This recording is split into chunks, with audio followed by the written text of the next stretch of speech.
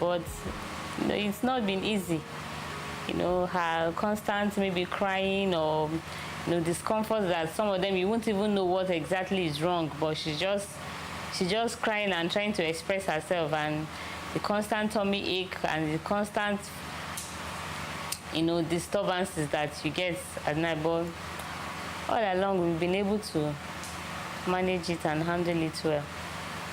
I can always tell my fellow women or my fellow moms, people who think that marriage is always about just sitting, that you can always do something, no matter how small it is, no matter the little you can contribute, even if it's as little as maybe just making chin or looking for something. You can always start small with 20,000, 30,000 naira. I started my online business. I didn't even tell my husband about it. I started with 30,000. But when he saw that I was very serious about it and I wasn't backing out, he will always support me in terms of the fund, because he saw the seriousness in me and all that. So, and the effort I was making and the income it was generating for the family. So I'm just like kind of advising every other woman or every other wife who is always complaining, I don't want to do anything, my children and all that. You can always juggle up things. Even while you're sitting at home, you can do things, you can make contact there. The social media has made it so easy for so many people these days to be able to handle businesses. You can always do business from your house.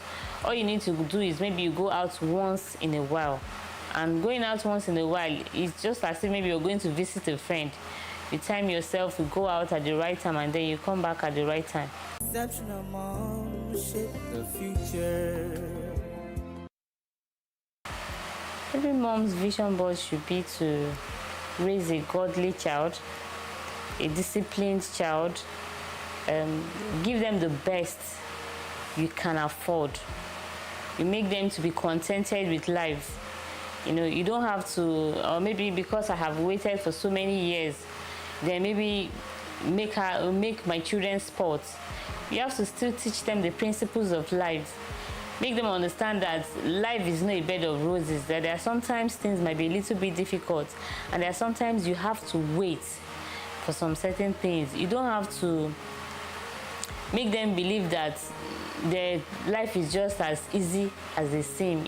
Every little thing will always be at their beck and call. That life is not always like that. And you teach them respect for elders, not children that will see their maybe the elder ones and they are looking at you on the head because maybe the money is there, or maybe because they are better off than you in one way or the other, and they talk to elders.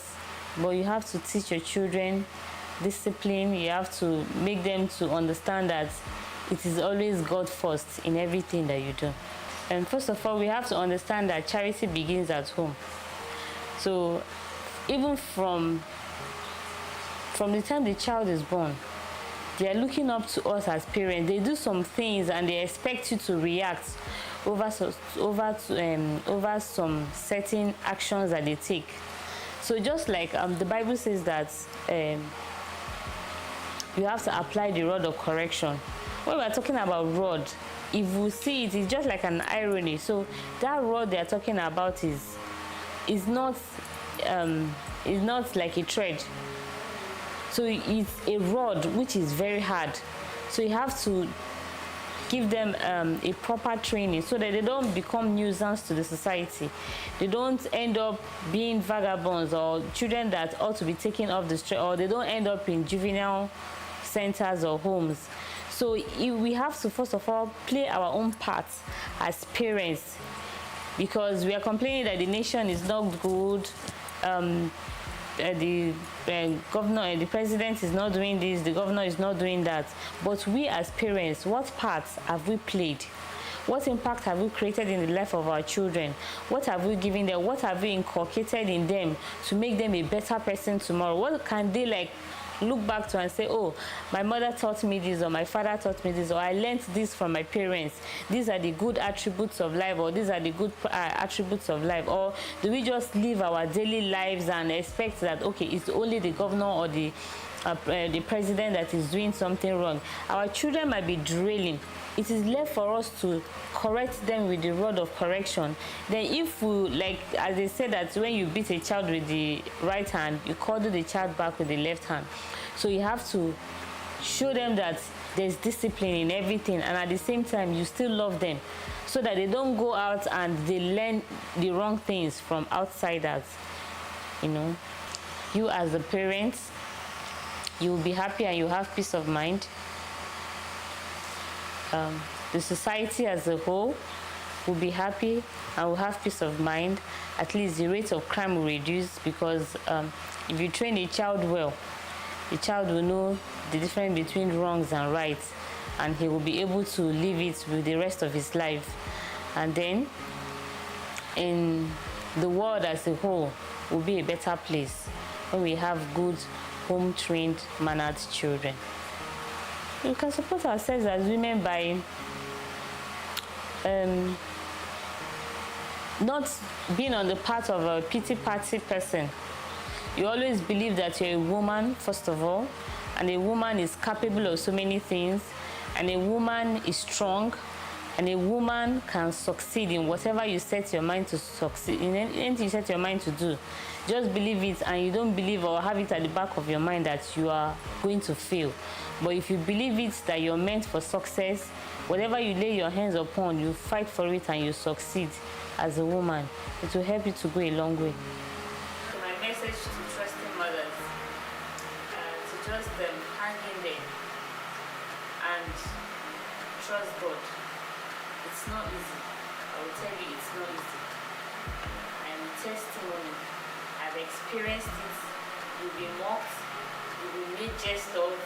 You will be told all manner of things. You will be insulted. You will be directly. In fact, you will be kind of you'll be stigmatized in the society. But all through it all, I believe that someday, one day, the testimony will change. And everything will, sorrow may endure for a while, but joy comes in the morning. So that is always my message to every woman that they trust me. Even some people whom didn't even know how long I have waited. I have also counseled them over the years, because at the time I became stronger than some of my friends who would come and break them, but I've been able to advise them to believe and trust God for the best. And just believe it, that because even while I was trusting God, I kept buying my baby things. I visualized how I want to dress my child, how I would like to keep my house, what I would like to get for my child. I had done some for 4, 5, 6, 7, 8 years. There's lots of baby things I bought maybe 9, 10 years ago. You know, because I believe God strongly that it will come to pass, and I thank God with it. So I just want to tell them to hold on to God, not unto man. You know, not that you wouldn't do what's necessary to be done, but just keep holding on to God. And one day the testimony will be for good. And will testify just as I'm testifying to you. The journey to motherhood never stops. Even when the child is grown, when the child is an adult, when you have become a grandmother, you have to keep teaching them the right principles of life. So you don't say because your child is in secondary school or in university that your journey has ended. Because sometimes I learned from my elder sister, she had all boys. Sometimes she fights with them. You know, even like her first son. I've been in the house several times that she will send the child to do something, the boy, while as a grown man in university, he will just break the plate and she will carry her own and break and say, if it is fight, let's fight it. So you have to keep teaching them the right thing to do, and not losing faith, even when it looks like they are not working on the right path of life. You don't lose faith, you keep working on them for as long as it takes. Even when some of them derail along the way, you still have to be there as a mother for them. Exceptional mom, shape the future. Our parental tip for the week is: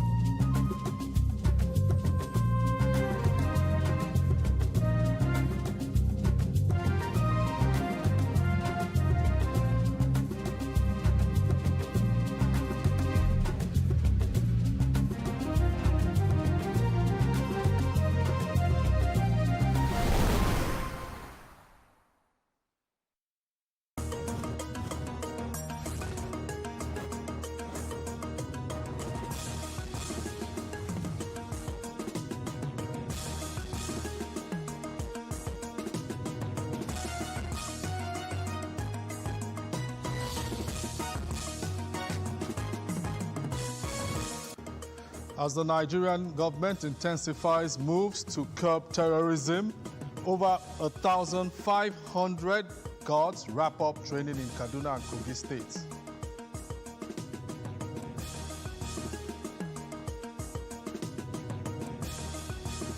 Fourteen kidnapped victims rescued by the Nigerian Army along the Lagos-Benin Expressway.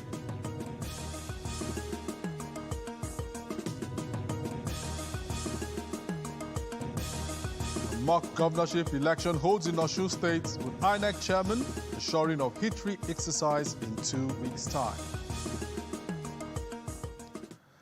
This is the News Hour on AIT. I am Shola Jai Simeon. You're welcome. Let's start this news bulletin with issues around security, with the Nigerian Army saying its troops of the 4th Brigade have rescued 14 kidnapped victims following a swift operation along the Lagos-Benin Expressway in Novia North local government area of Edo State. According to a statement by the Assistant Director, Army Public Relations of that brigade, Captain Kennedy Anyanwu, the rescue followed a kidnap incident reported around 9 p.m. on Thursday, where troops on routine patrol reportedly received credible intelligence and immediately pursued the kidnappers, forcing them to abandon 11 of their captives before escaping into a nearby forest. The statement added that the troops carried out a follow-up operation on Friday, leading to the rescue of the remaining 3 and bringing the total number rescued to 14. That statement says all the victims were medically assessed, confirmed to be in stable condition, and reunited with their families who were allowed to continue their journeys. The Army says efforts are ongoing to track down the fleeing kidnappers, while members of the public are encouraged to continue providing timely and credible information to security agencies to support ongoing operations against criminal elements. The commander of the 4th Brigade, Brigadier General Ahmed Balogun, commended the troops for their professionalism, courage, and resilience.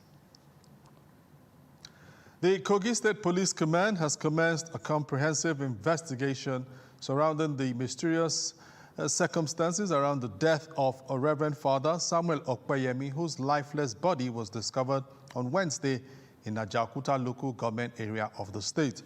According to a statement by the Police Public Relations Officer in Kogi State, ASP Saliu Ohiza Afusat, police operatives promptly mobilized to the scene where the body of the Reverend Father was found, and it was evacuated to the hospital.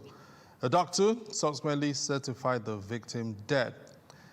Now, in view of the circumstances surrounding the incident, the Police Commissioner of Police in Kogi, Naziru Bala Kankarofi, ordered the immediate transfer of the case to the State Criminal Investigation Department in Lokoja for thorough and discreet investigation. The police command said the CID team has been tasked with unraveling the circumstances surrounding the death, identify all persons connected to this crime, and ensure those culpable are brought to justice.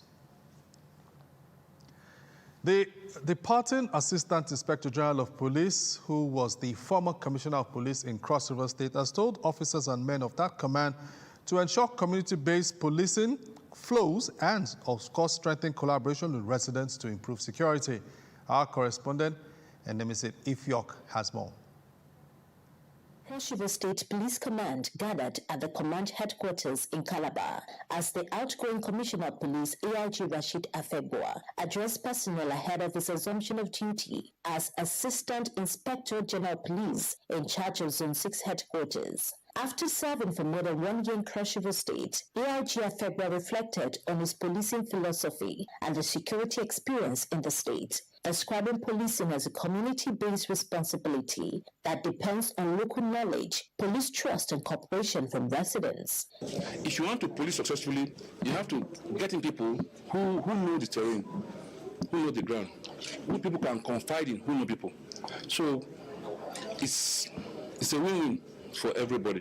The outgoing commissioner commended officers and men of the command for their hard work, commitment, and dedication to duty, noting that the achievements recorded during his tenure were made possible by teamwork and discipline. AIG Afebua also appreciated Governor Basuti for the support provided to the command and disclosed that the police will take delivery of new operational vehicles from the state government to strengthen policing activities. Cross River State have been uniquely safe, and I thank all the security agencies who are cooperating with us, members of the public, traditional rulers, the youths, and above all, the governor of Cross River State. As he prepares to resume duty at the Zone 6 headquarters in Calabar, AIG Rashid Afebua leaves the Cross River State Command with a message centered on community policing. Now let's bring you some other stories that we have in the course of this bulletin. Public scrutiny of candidates talking politics now and next year's general election. Second, Nigeria's elective office has begun following the publication of the personal particulars of presidential, National Assembly candidates by the Independent National Electoral Commission in its offices across the country. The documents include those of President Bola Tinubu, former Vice President Atiku Abubakar, Peter Obi, and other contenders, and these have been published in line with the Electoral Act, allowing Nigerians to examine their credentials and other documents submitted to the electoral body. AIT's Amaka Okoro has more. Of the Independent National Electoral Commission, Professor Joas Amukwita, along with the resident electoral commissioner in Osun State, Oluwatoyin Babalola. The exercise, which took place simultaneously across the country, was conducted at INEC State Headquarters and constituency offices to enable members of the public to inspect the credentials, affidavits, and other personal documents submitted by candidates. In the Federal Capital Territory, the publication was carried out at the Commission's headquarters and across the 6 area council offices, in line with the Commission's revised timetable and schedule of activities for the 2027 general election.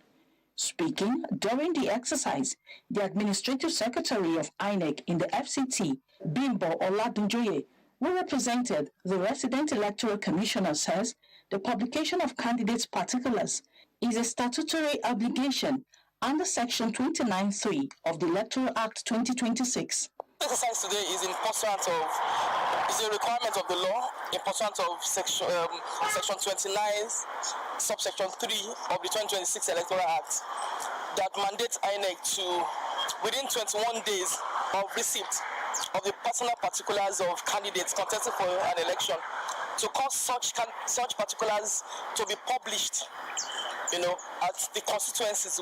Oladunjoye notes that making the documents publicly available is an integral part of the electoral process as it promotes transparency, accountability, and public confidence in elections. Under the Electoral Act 2026, the documents currently on display do not constitute the final list of candidates, as political parties still have until August 22, 2026 to withdraw or replace nominated candidates where necessary. INEC is expected to publish the final list of candidates for the presidential and National Assembly elections on September 12, 2026, ahead of the 2027 general election. Amaka Okoro, AIT News, Abuja. And let's take you to that story which we brought earlier before we brought this one on candidates and their names being put up, which has to do with Osun State, where ahead of that election, which is just 2 weeks away, the Independent National Electoral Commission says a successful mock voter accreditation exercise has boosted its confidence in delivering a credible voter experience. The Commission says technical issues identified during the exercise have been resolved and assured eligible voters that they will not be disenfranchised. AIT's Olajide Olatunde has more from Osogbo.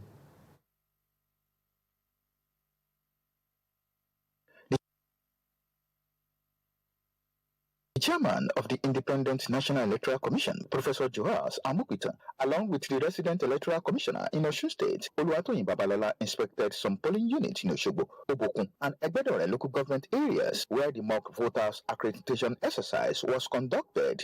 The exercise took place simultaneously in some designated polling units located inside 9 selected local government areas across the state. The turnout for this mock exercise at the various polling units visited was massive, as some eligible voters expressed confidence in INEC ability to deliver on their promise, as well as the deployment of beavers to be used during the voting process. This assessment is now good. because we are here before, that machine that used to sew the face, it didn't work. So later they call us back, said they have adjusted, but now it's working perfectly. Addressing journalists after the exercise, the INEC chairman assured residents of Osun State that no eligible voters will be disenfranchised during the election. What we saw today confirms our technological defense against identity theft and result manipulation is quite robust and fully operational. The mock exercise successfully providing a proof of concept, the broader administrative blueprint for August 15 is ready. Professor Amukitan, however, noted that an initial challenge encountered during the exercise over the rejection of old permanent voters' cards have been fully resolved. Initially, encountered minor hitch, and I call it minor because if it had happened during the election, it would have been a major hitch. We discovered that most of the old cards were not being accredited. And we discovered also that it was as a result of what we call this compatibility score or similarity score. And immediately we were alerted. The ICT had to work on it, and within an hour, everything was resolved. The INEC chairman explained that the exercise is designed to test the functionality and efficiency of the BEVA system. Olatunde Olajide, AIT News, Osogbo. And from Osogbo, we'll go to Port Harcourt, where the former governor of that state, who is now the minister of the Federal Capital Territory, Nyesom Wike, says the state has no reason to exchange President Bola Tinubu's re-election for a vice presidential position. He told journalists in Port Harcourt that the crisis, which was hitherto in the state between himself and the governor of Rivers, Emilai Fubara, is over, and that Fubara has reunited with the political family that brought him to power, and that Fubara remains committed to working with President Bola Tinubu. AIT's Chubuchi Chukwu has more. It is the first media briefing of FCT Minister Nyesom Wike in Rivers State since the political crisis that rocked the state finally came to an end. He said the people of Rivers State are strongly in support of President Bola Tinubu's second-term bid due to his performance in areas of infrastructure development and appointments of Rivers State sons and daughters in various positions of authority. The kind of manpower development that we have had under the administration of Bola Ahmed Tinubu, as far as Rivers State is concerned. Look at the appointments. It has never happened in history. He has given us something that we never thought that we could get. That Boni Road. That today, he has saved a lot of lives. The FCT Minister Nyesom Wike says such efforts cannot be traded off for a vice presidential seat. If that is the case, how do you now come and tell me not to support somebody? Not only did he give us one of the topmost appointments, the vice presidential candidate of APC, he was not to be cabinet. He didn't want a South-Side person to be complete his tenure as president. So what we will take is vice president. Wike said the political crisis that has engulfed the state for about 2 years has been resolved, with Governor Emilai Fubara showing his commitment to work with the political structure that brought him to power. If the governor did not want to work with us, the governor would have. It's okay. I'm a governor. I will join other parties. Or I will stay and betray, which is also very dangerous. There's no way you play it. Therefore, it's better and it's good for the interests of the state to work with the family. The FCT minister said the crisis has set the state backward.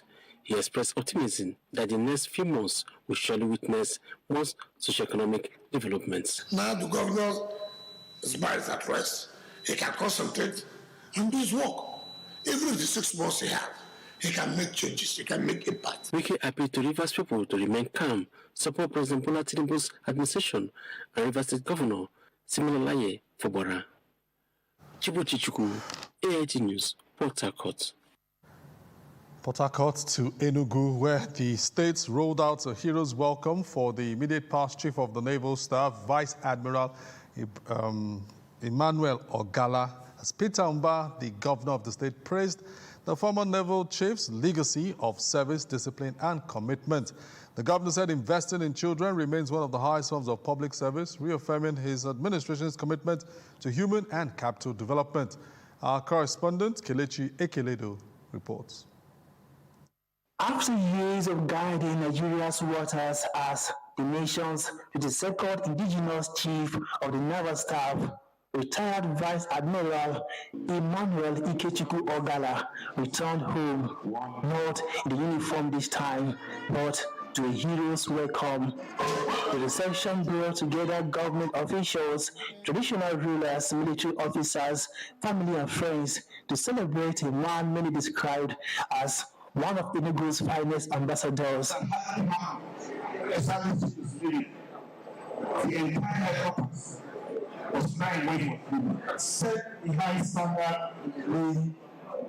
So I'm proud to have Governor Peter Mba said the legacy of Ogala goes beyond military service. He praised the retired naval chief for his commitment to education and human capital development, saying those are values his administration shares through its record investment in the education sector. Vice Admiral Ogala, in you I see a kindred spirit.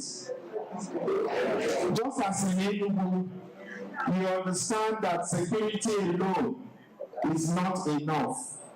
It must be matched by opportunity. That is why your investment in Enugu has gone beyond protecting our people to educating them as well. Speaker after speaker described Ogala as a disciplined, humble, and selfless leader whose years of service have left a lasting mark on both the military and the nation. Kelechi Ekeledo, AIT News, Enugu. The Niger State House of Assembly has passed a bill for the law to regulate the establishment and administration of the magistrates' court system in Niger State. The law, known as the Niger State Magistrate Court Law 2026, aims to strengthen the administration of justice and improve the judicial system across the state. The bill was passed following the presentation of the committee's report by the Vice Chair, Abubakar Suleiman, on behalf of the Chair of the Committee, Abdurrahman Gambo, and adoption of the report of the House Standing Committee on Judiciary and Legal Matters. Presenting the report, Suleiman said that the proposed law provides a comprehensive legal framework for the establishment, classification, appointment, jurisdiction, and administration of the magistrates' court system across Niger State. The committee recommended further adjustments relating to pension contributions, the jurisdiction and powers of magistrate courts, sentencing, fines, custodial sentences, community service, and the imposition of consecutive or concurrent sentences to improve clarity, ensure consistency, and facilitate the effective implementation of the new law. The Speaker directed the Clerk of the House, Farouk Uisa, to prepare and transmit a clean copy of the bill to the Executive for assent. African women have been encouraged to break barriers in traditionally male-dominated professions by embracing leadership roles, challenging stereotypes, and mentoring younger generations across the continent. The call was made at the gathering of women in logistics and transport who laid emphasis on changing the narrative in the transport sector for the benefit of the younger generation. For decades, women seeking careers in logistics, transport, and other technical industries have had to contend with gender stereotypes, limited opportunities for advancement, and underrepresentation in leadership positions. Despite these challenges, many have continued to excel, opening doors for others to follow. It is against this backdrop that Women in Logistics and Transport Nigeria unveiled a book chronicling the remarkable journey of women who have defied the odds and made lasting contributions to the sector. Women stands today as living proof that when women unite around a shared purpose, they can achieve extraordinary results. Women in Logistics and Transport, the birth before the spread, captures not merely the story of an organization, but the story of a movement, one that has altered the landscape of professional participation for women in logistics and transport sector. Promoting women and logistics, you're promoting women in general, and that is what we need to do. We need to support ourselves, pull ourselves up, see what we can do to ensure that we remain in that space.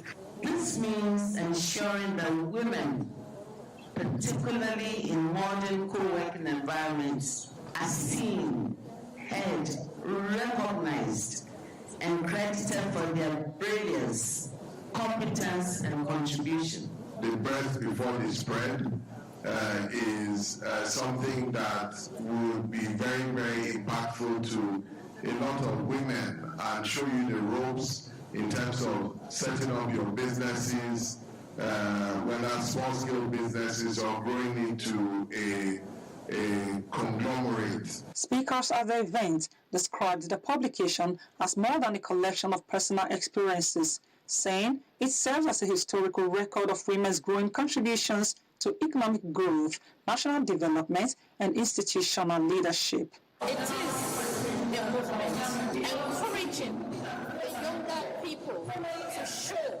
to tell them that you can dream, and from vision, it can become a reality. You must be given opportunities that you bring out the potential as women.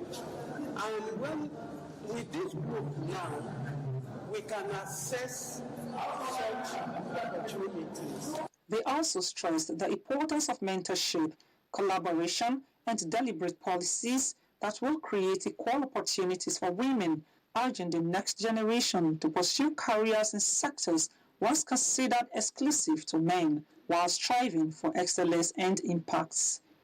Itseme Ozekome, ART News, Abuja. As political activities gear up ahead of next year's general elections and begin to gather momentum, concerns are mounting over the safety of female politicians in Nigeria's digital space. The Center for Redefining Alternative Civic Engagement for Africa has warned of a potential surge in online attacks, misinformation, and artificial intelligence-generated smear campaigns targeted at women seeking elective office.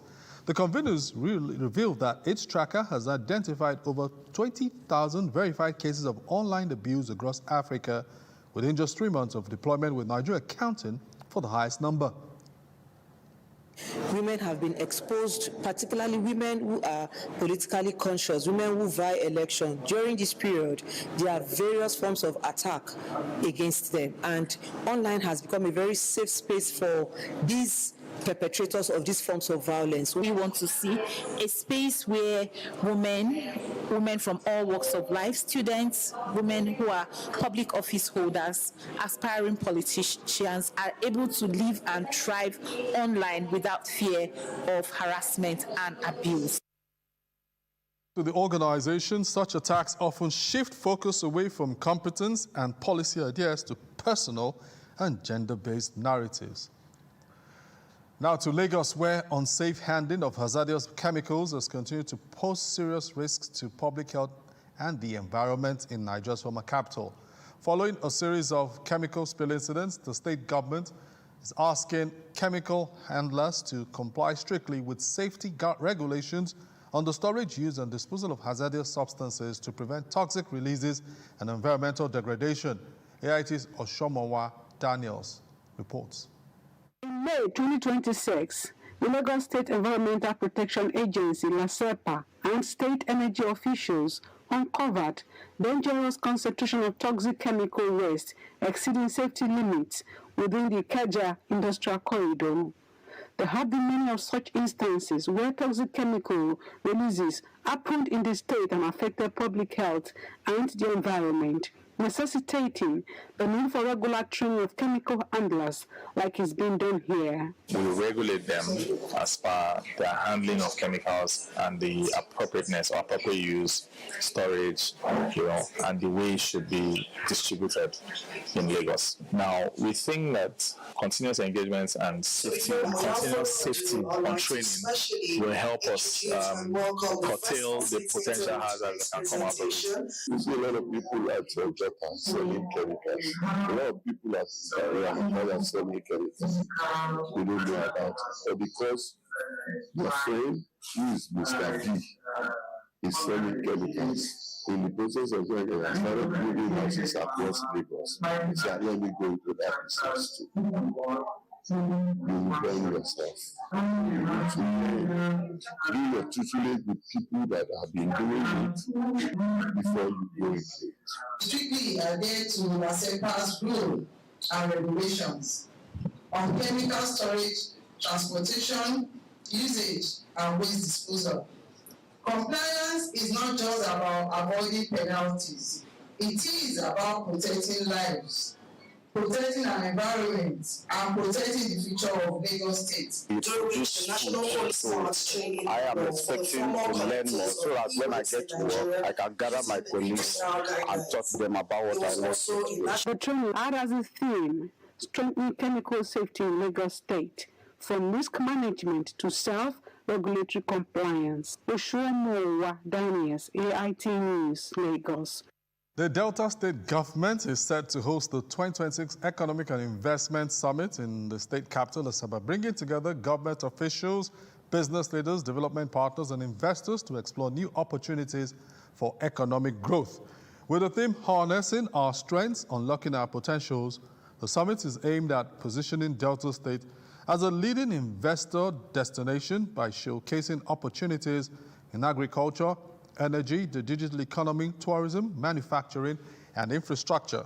The state has reaffirmed its commitment to creating a business-friendly environment through improved infrastructure policy reforms and strategic partnerships that will encourage both local and foreign investments. Take a short break. When we come back, we'll have more for you on the AIT News Hour. Stories now break online. Don't miss anything from our real-time updates and exclusive content. Follow and participate in discussions on live TV studio programs to shape the narratives. Subscribe, engage, and share from AIT.live at AIT_online on X, AIT Online on Facebook, Official AIT Live on Instagram, TikTok, and Threads on YouTube. Stay connected with AIT. On air, online, on live.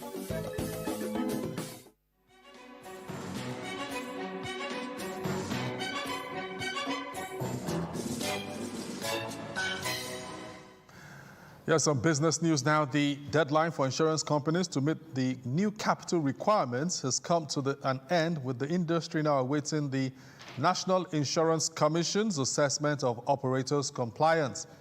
The recapitalization exercise is aimed at building a stronger insurance sector with greater capacity to underwrite risks, settle claims, and support economic growth. Industry sources estimate that insurers collectively raised close to 300 billion naira during the exercise, underscoring sustained investor confidence despite Nigeria's challenging economic development. The fresh capital is expected to position operators to underwrite bigger risks and improve service delivery. Attention has now shifted to the insurance regulator, which is expected to verify submissions and publish the list of companies that have fully complied with the new capital requirements. Operators which fail to meet the threshold could face regulatory actions in line with the provisions of the new insurance law.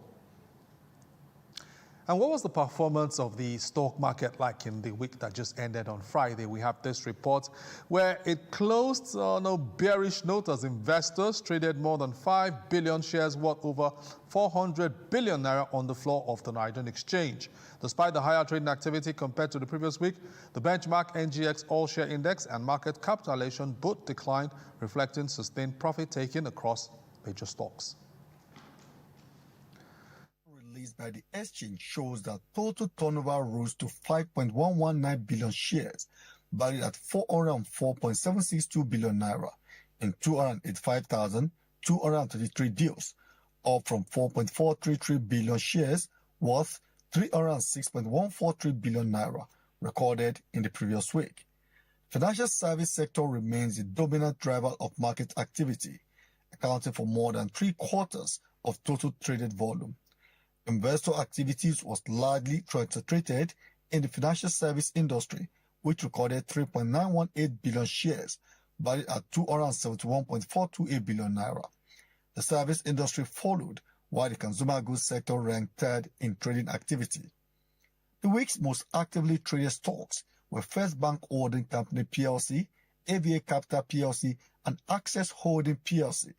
Together, the three companies accounted for 2.308 billion shares, worth 224.773 billion naira, representing 45.09% of total market volume and 55.53% of total transaction value.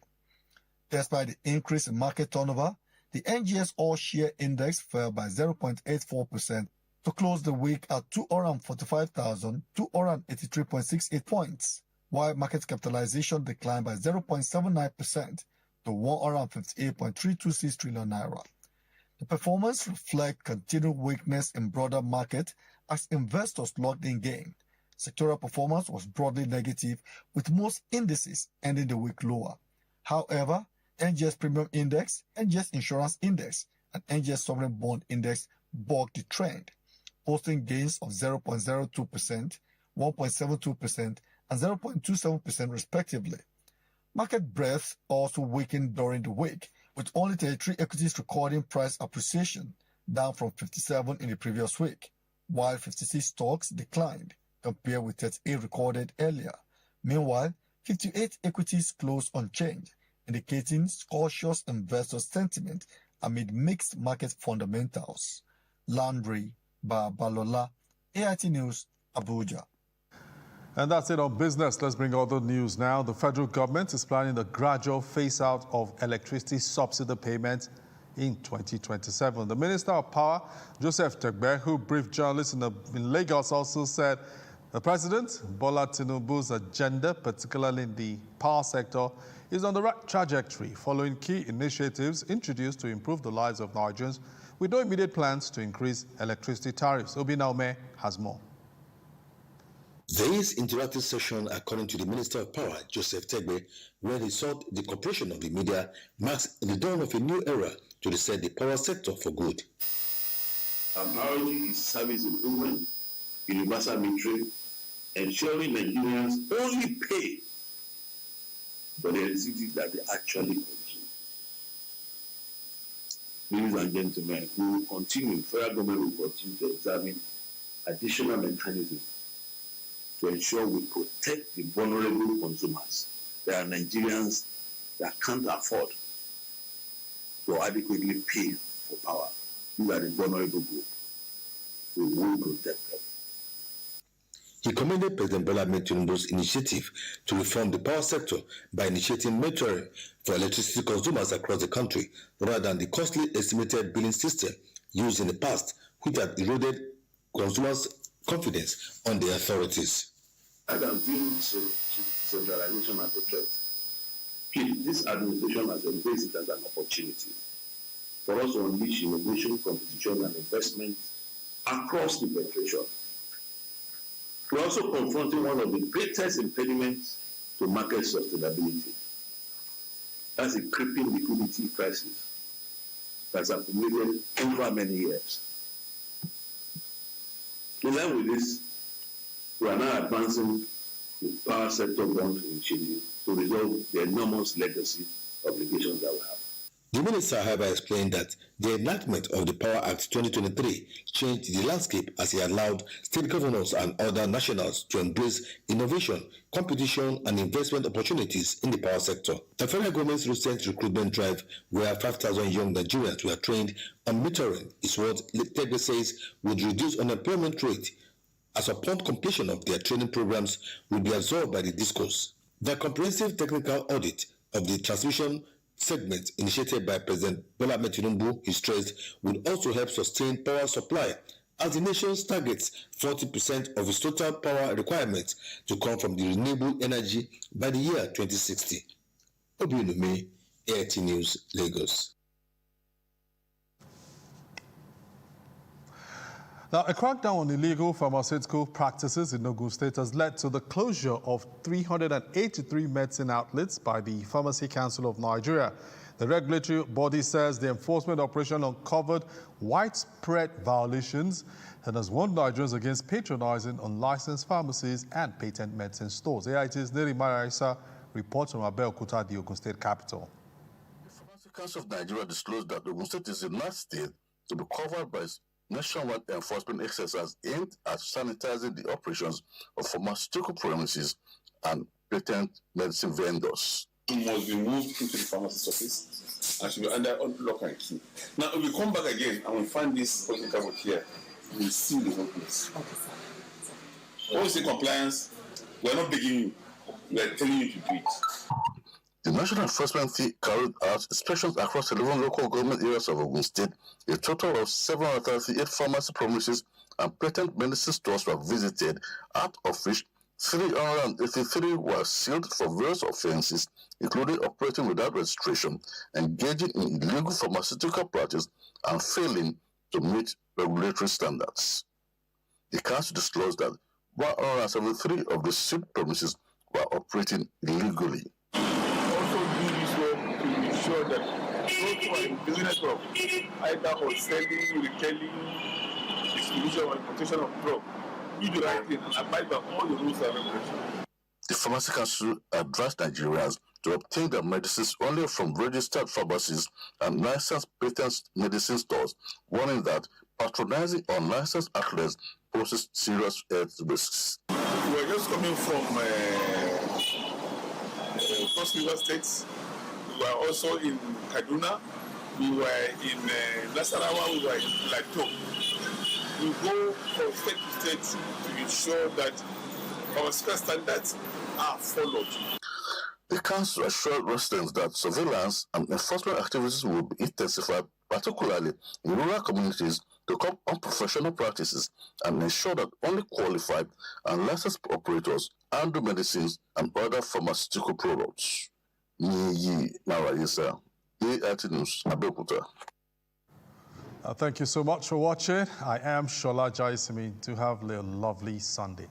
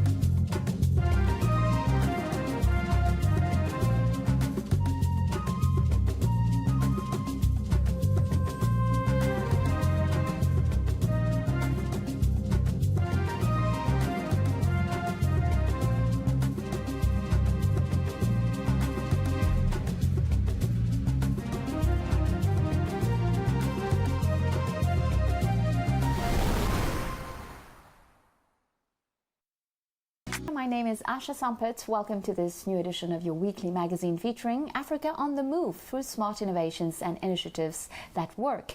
Let's get on with the show with our top stories today.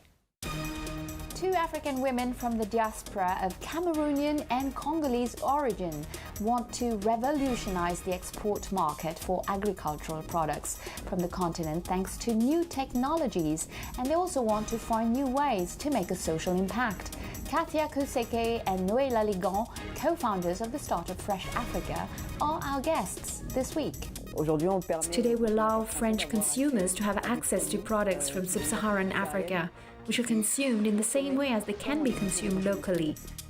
Shrubs transformed into herbal tea, a recipe that helps fight malaria in Africa. The artificial plant is growing in popularity. Did you know there are areas where there is no pharmacy? The idea is to promote this plant while we develop a drug, because the ultimate idea is to manufacture the drugs locally. How to produce and consume locally while alleviating the inflationary effect of the war in Ukraine on food products. An association in the Central African Republic is looking for the solution. We do not produce, but we support local producers. We want Central Africans to consume what is produced here at home. Malaria, one of the most feared diseases in Africa, continues to wreak havoc. In the face of this scourge, a plant has been making a lot of noise for years. Artemisia, a shrub which can be cut several times a year and which is transformed into herbal tea. In Africa, some have made it their mission to promote the virtues of this plant. This is the case of Sosten Masamba Kolela, founder of the Agria Loango Educational Farm near Pointe Noire in Congo. Our journalist Jean-David Mihamle and our cameraman Bree Skinhu visited it. Take a look. We are at the HQ of the educational farm Agria Loango on the Indian Point near the seaside town of Pointe Congo. It's here that Sosten Masamba Kolelas decided to promote the cultivation of Artemisia, a medicinal plant. The goal is to help the Congolese to understand and take benefit from this plant to fight effectively against malaria, one of the most feared diseases in Congo in particular. Did you know there are areas where there is no pharmacy? The idea is to promote this plant while we develop a drug, because the ultimate idea is to manufacture the drugs locally, but we're not ready. We don't have the means. So while waiting for drugs to be produced locally, we are offering this alternative solution, which is Artemisia herbal tea. According to WHO, in 2019, 94% of cases of malaria and death related to this disease are recorded in Africa. With 41% of Congolese living on less than $1 a day, according to the latest figures from the World Bank, access to healthcare is difficult. Artemisia then appears as an alternative and not a rival to conventional medicine. There is often this misconception between conventional as opposed to the traditional medicinal approach that we offer. Artemisia is a choice that is given to Africans. The conventional, in other words the drugs, or the natural approach, which is herbal tea. There was never any question of the producers of Artemisia saying, don't take this, don't take that. Freedom is a very good thing. To live is to choose.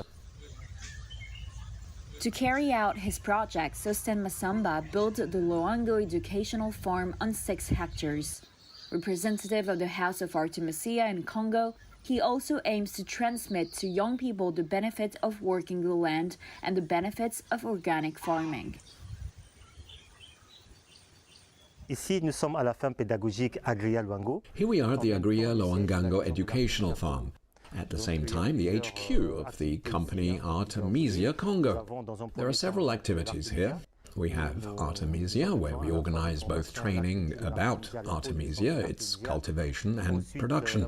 Then there is the educational farm component, where we receive schools that bring children for nature and discovery outings.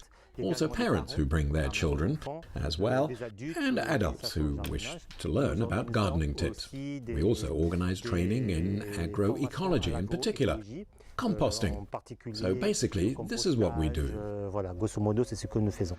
Either way, Artemisia enthusiasts say they are satisfied with the product. Artemisia, I think that's a good thing. It's a good medicine that I discovered a year ago through friends who told me about it when I was sick. Once I took it, I was completely relieved and still continue to take it. I think it's a great product to recommend to people. All in all, mastering the culture of Artemisia is a major goal for Sosten Masamba. Hence, regular training sessions on the cultivation and consumption of Artemisia. How do you grow Artemisia? I dig the hole first. I put the manure. Mixed with manure, with this compost, this is how we plant Artemisia. And then I water the plant.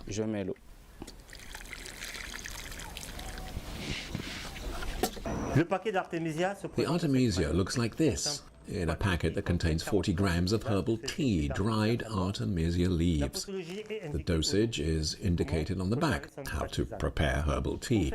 To put it simply, as we do in rural areas, you unpack the content, you divide it into 7 parts. Why 7? Because you're going to take it for 7 consecutive days. Each portion is equivalent to 1 dose.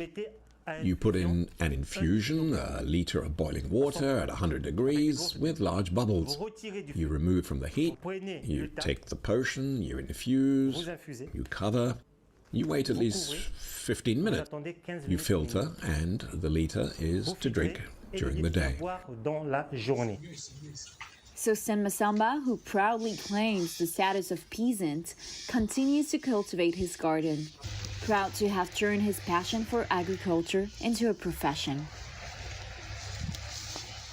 As I mentioned earlier, our two guests this week, Katia Kuseke and Noela Ligon, co-founders of the startup Fresh Africa, want to boost the agricultural export market to Europe to the delight of consumers of fresh and organic tropical products in France. Their mantra is transparency and traceability, requirements that they have drawn from market observation and their passion for African cuisine. How to ensure quality from seed to plate. This is what they explained to Laurent Soustras and Thierry Schiller. Katia Kuseke and Noela Ligon. Hello. More than a year ago, you created Fresh Africa by Cano, the first two syllables of your names. What do you bring to the market of tropical products? So what we can say about bringing something new is, for example, the quality of the products. Today we allow French consumers to have access to products from sub-Saharan Africa, which are consumed in the same way as they can be consumed locally. So this is the experience that we want to give back to the French people. And in addition, what we bring is the traceability and transparency of these products, because at the moment, if you go to the supermarkets, for example, it's difficult to know exactly under what conditions tropical products were produced and by whom. And that's what we're trying to do with Fresh Africa, complete transparency and traceability on the routing of products. You're Cameroonian and Congolese by birth, but you have lived in France for 9 and 15 years. How did you come up with the idea of this food fridge between Africa and France? Yes, I arrived when I was 9 years old. I grew up here, but I have always eaten these products at home. My mother cooks it every day. I prepare other meals, but she always makes food like from home. And so seeing her experience in sourcing the products, she goes to Chateau Rouge every Thursday, for example, because she knows that those are the days when the fresh produce arrives, and all the difficulties she encountered. It gave me the idea. I said to myself, why couldn't we digitalize this process so that the products arrive directly at her home without her having to go anywhere, by going and researching a little bit. And that's when I realized that beyond that we couldn't have any traceability on the products, because this opacity could hide the fact that there are sometimes children working in the fields or adults who are undergoing modern slavery. So we said to ourselves, why don't we go and get these products ourselves? Because it's our home. Our grandparents are farmers. We know how to get to these territories, which are a bit isolated. And that's how we set off. I went to get Noela, and there you go. Et aussi, donc, comme vous l'avez dit, nous sommes vraiment... Yeah, well, as you said, we are indeed children of the diaspora. And so, in fact, Fresh Africa was thought of as a circle, really. The notion of a bridge is essential between the north and the south and the north. So it's also by making multiple trips, by walking around fields on site, farms. We see waste on site because you have to know that nearly 50% of products go to waste at the farm stage in Africa. So we said to ourselves, this is not possible. These are products that have value, and there is a need here. So that's one of the reasons why Fresh Africa was born. Donc voilà, c'est entre autres une des raisons pour lesquelles Fresh Africa est né. Thanks to blockchain technology, you guarantee quality, transparency, and traceability from seed to the plate. In concrete terms, how is this possible? On va faire simple, en fait. Let's keep it simple. The blockchain will act as a trusted third party. It's like a notary, for example. The blockchain is the decentralization, quite simply, of information. Tout simplement des informations. Donc, admettons que on est, so let's say we have a shipment of pineapples that leaves Africa. This information will leave, and instead of being stored in a place where we could manipulate the information, if we had malicious intentions, well, this information will be distributed on several computers all over the world. Malveillant, ben là on a cette information qui va être répartie dans plusieurs and that will prevent actually humans from falsifying it. This is the possibility of decentralizing information, and this is a trusted third party that remains digital. Et voilà, un tiers de confiance qui reste numérique. And technically, how does it work? You're going to have a producer who has his pineapples ready to go. He will send us a notification saying, I have such quantities of pineapples that are ready to go. So we have someone on the field who will come and collect these products. When he comes, he checks the information provided by the producer and sends that information. It's the same thing. As long as this information is correct and fits, the process continues. If at any time you have information that is not correct, for example, the products arrive at a place and some of them are missing, or the quality of the refrigeration has decreased or is not correct, at that moment we receive that information. We can stop the process, know which batch has been affected, avoid coming to remove all the batches, and know precisely where we have to act. Voilà, donc en fait la blockchain va intervenir. So the blockchain secures the reliability of information so that it cannot be corrupted. And also, as Kathia has just said, it's to be able to trace the information quite simply. That's it. Voilà. Is it not too complicated for farmers in Africa? What interest do they have in working with you? And isn't this blockchain scary for an African farmer? Je dirais que de la manière dont nous on leur I would say that the tools we provide, take any producer today, they have WhatsApp. We have simplified as much as possible the process they had to go through to provide us with the information. We don't ask them to do anything. We have to stick to their habits. We simplified things as much as possible so that they could send us the information. And then, in terms of the interest that it can create, we wanted to put the producer back into the picture, as he doesn't exist today in this whole import value chain. We know that the products arrive, we know that they come from somewhere, but we never know who makes them. We don't know how they were treated, paid, or what they went through to make these products. And in fact, it was important for us to provide this information. So in fact, this is one of the main roles of technology, is to fix this problem that we had noticed. Réparer un peu ce problème-là que nous on avait constaté. L'agriculteur est central en fait vraiment dans. The farmer is central, in fact, really in the project, and the blockchain is our blockchain. We are the ones building it. So the farmer, just like the transporter, is the actor of this blockchain. And all we do is store this information and make it reliable. So for them, it's an entirely transparent process. All they have to do is confirm that the product has been put in the ground at a specific time. It has been harvested at a specific time. They send us that information and it is stored. That's it. So the idea is to make it as easy as possible for everyone. Le plus facile en fait et pour tout le monde. Welcome back to the second part of our show. As you know, the war in Ukraine continues to put pressure on the prices of agricultural raw materials. In the Central African Republic, expenditure on wheat imports can reach 17 billion CFA francs per year. Substituting a large share of wheat in the production of bread and other foods with maize or bean flour saves money. But how do you increase local production and consume locally? Our correspondent in Bangui, Bertrand Médard-Gaimas, tried to answer the question by visiting the Yeti Kodro Association, which promotes local Central African products. Take a look. Helped by her daughter, this street food hawker has just fried kose, galettes made from peas.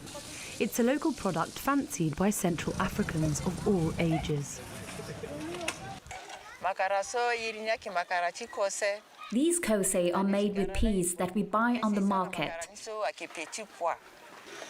It costs only 25 CFA francs and is bought by everyone, whether young or old, school children and workers alike.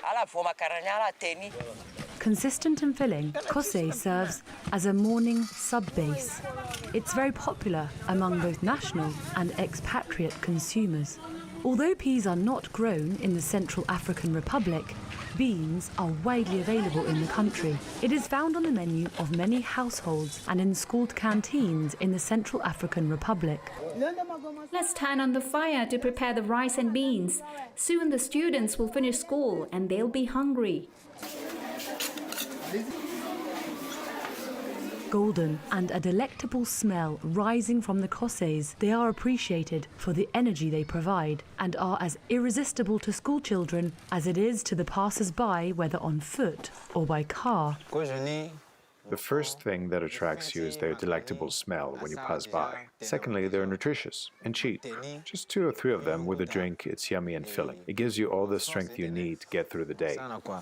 Kose are among the products marked by the Yeti Kodro Association, meaning things from the country. It is appreciated in the same way as the other products promoted by the association. Here, in this package, there are bean leaves. You won't easily find them in the supermarkets. This is millet flour made by us in perfect sanitary conditions. The association's first initiatives were launched in 2016 in Bangui, the capital. It has since expanded its activities to 2 other cities in the country. Since the start of the war in Ukraine and the difficulties encountered throughout Africa in obtaining supplies of Ukrainian wheat, mobilization is the mantra to mitigate the situation. We do not produce, but we support local producers. We want Central Africans to consume what is produced here at home. In the Central African Republic, the prices of essential commodities such as flour, oil, and sugar, to name but a few, are already rising. For several weeks now, we have been witnessing a surge in the prices of essential commodities. And these are the goods that are imported, unfortunately. The war between Russia and Ukraine is penalizing us. The bag of flour that we used to buy from the wholesaler at 30,000 CFA francs has become 40,000 CFA francs. We're forced to sell 1 kilo of flour, which used to sell for 750 CFA francs, at a retail price of 1,000 CFA francs. That's a lot. All vendors' eyes are on the Central African Republic authorities. They are especially concerned about the situation in the country, which is known for its alliance with Moscow. The Prime Minister, head of government, has set up an interministerial committee to propose actions that could prevent our country from suffocating. L'action stratégique et à moyen terme. The specific action aimed by the Ministry of Trade and Industry is about reducing our dependence on imports. À réduire notre dépendance à l'importation. Pour cela, nous encourageons To this end, we are encouraging and directing our investors towards local products processing in collaboration with energy, agriculture and livestock ministries. De l'énergie, de l'agriculture, de l'élevage. Yeti Kodro does not limit itself to local food production, as it is highly involved in the economic development of the country. In 2021, it was awarded the Orange Prize for Social Entrepreneurship in Africa and Middle East, designed to encourage innovative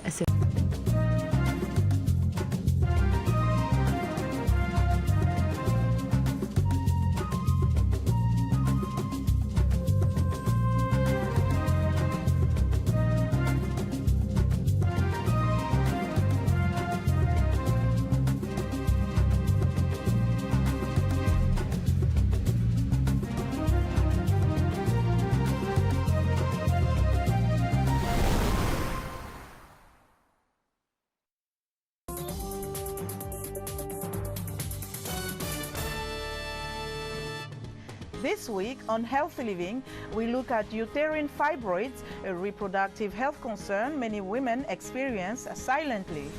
Medical experts in Uganda step up efforts to encourage more fibroids patients to seek medical care. Also, measles cases rise by 20% worldwide, while Rwanda successfully contains its Marburg outbreak. Plus, in Southern Africa, efforts are underway to make snake bite treatments more accessible and affordable. We'll have these stories and more in this edition of Healthy Living.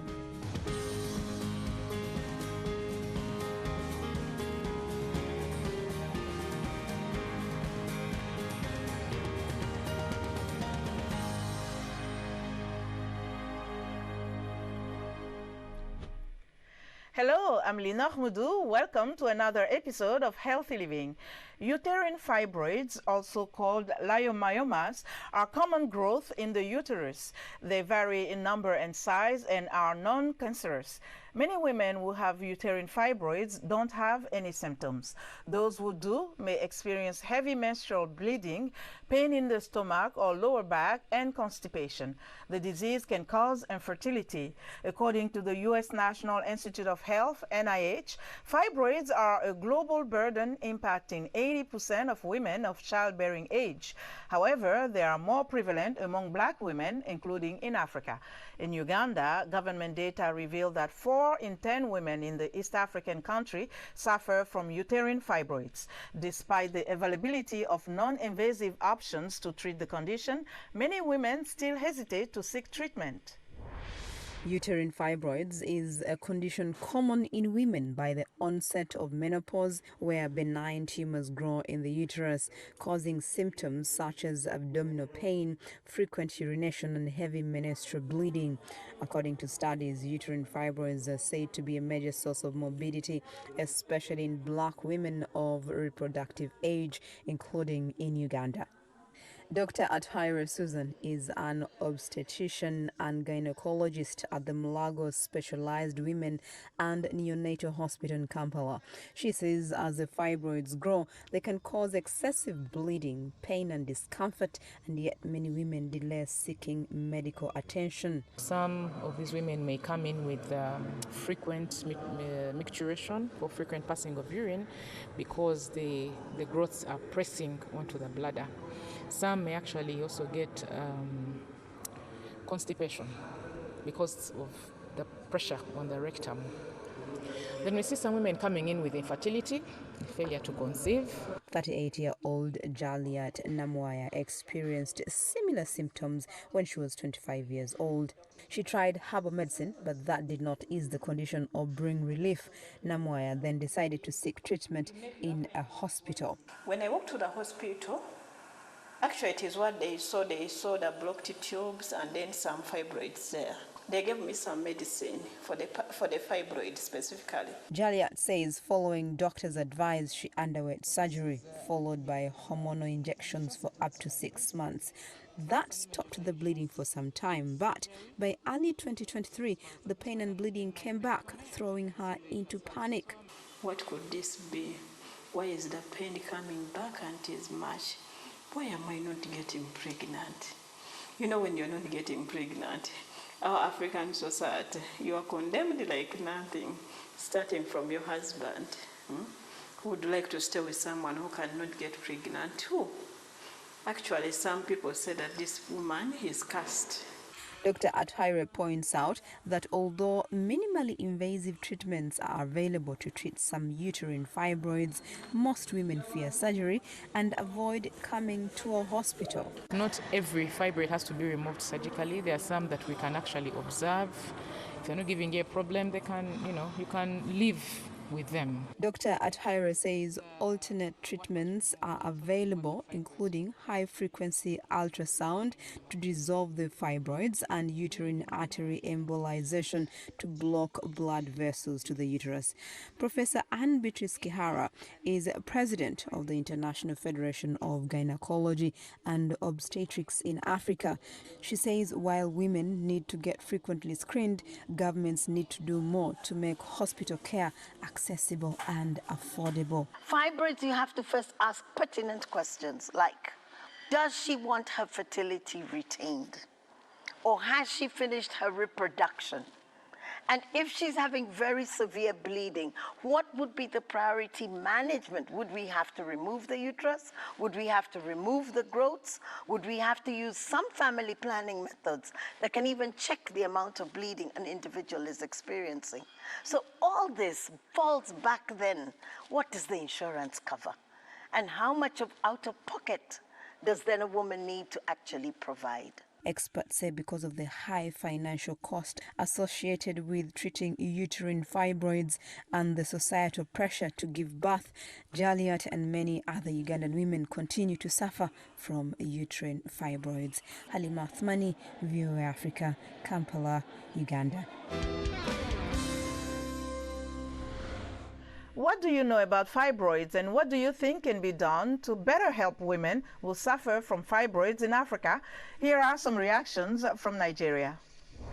As a woman, but seriously, I'm not a medical personnel, so I don't really know much about fibroid, but I know it's one of the diseases that can cause a woman not to give birth. There are a lot of women out there that are walking around with fibroid actually, and they don't know that it's fibroid that is doing them. I've heard so many cases about fibroid from people I know, and fibroid typically isn't really a... People live with fibroid. People actually do live with fibroid.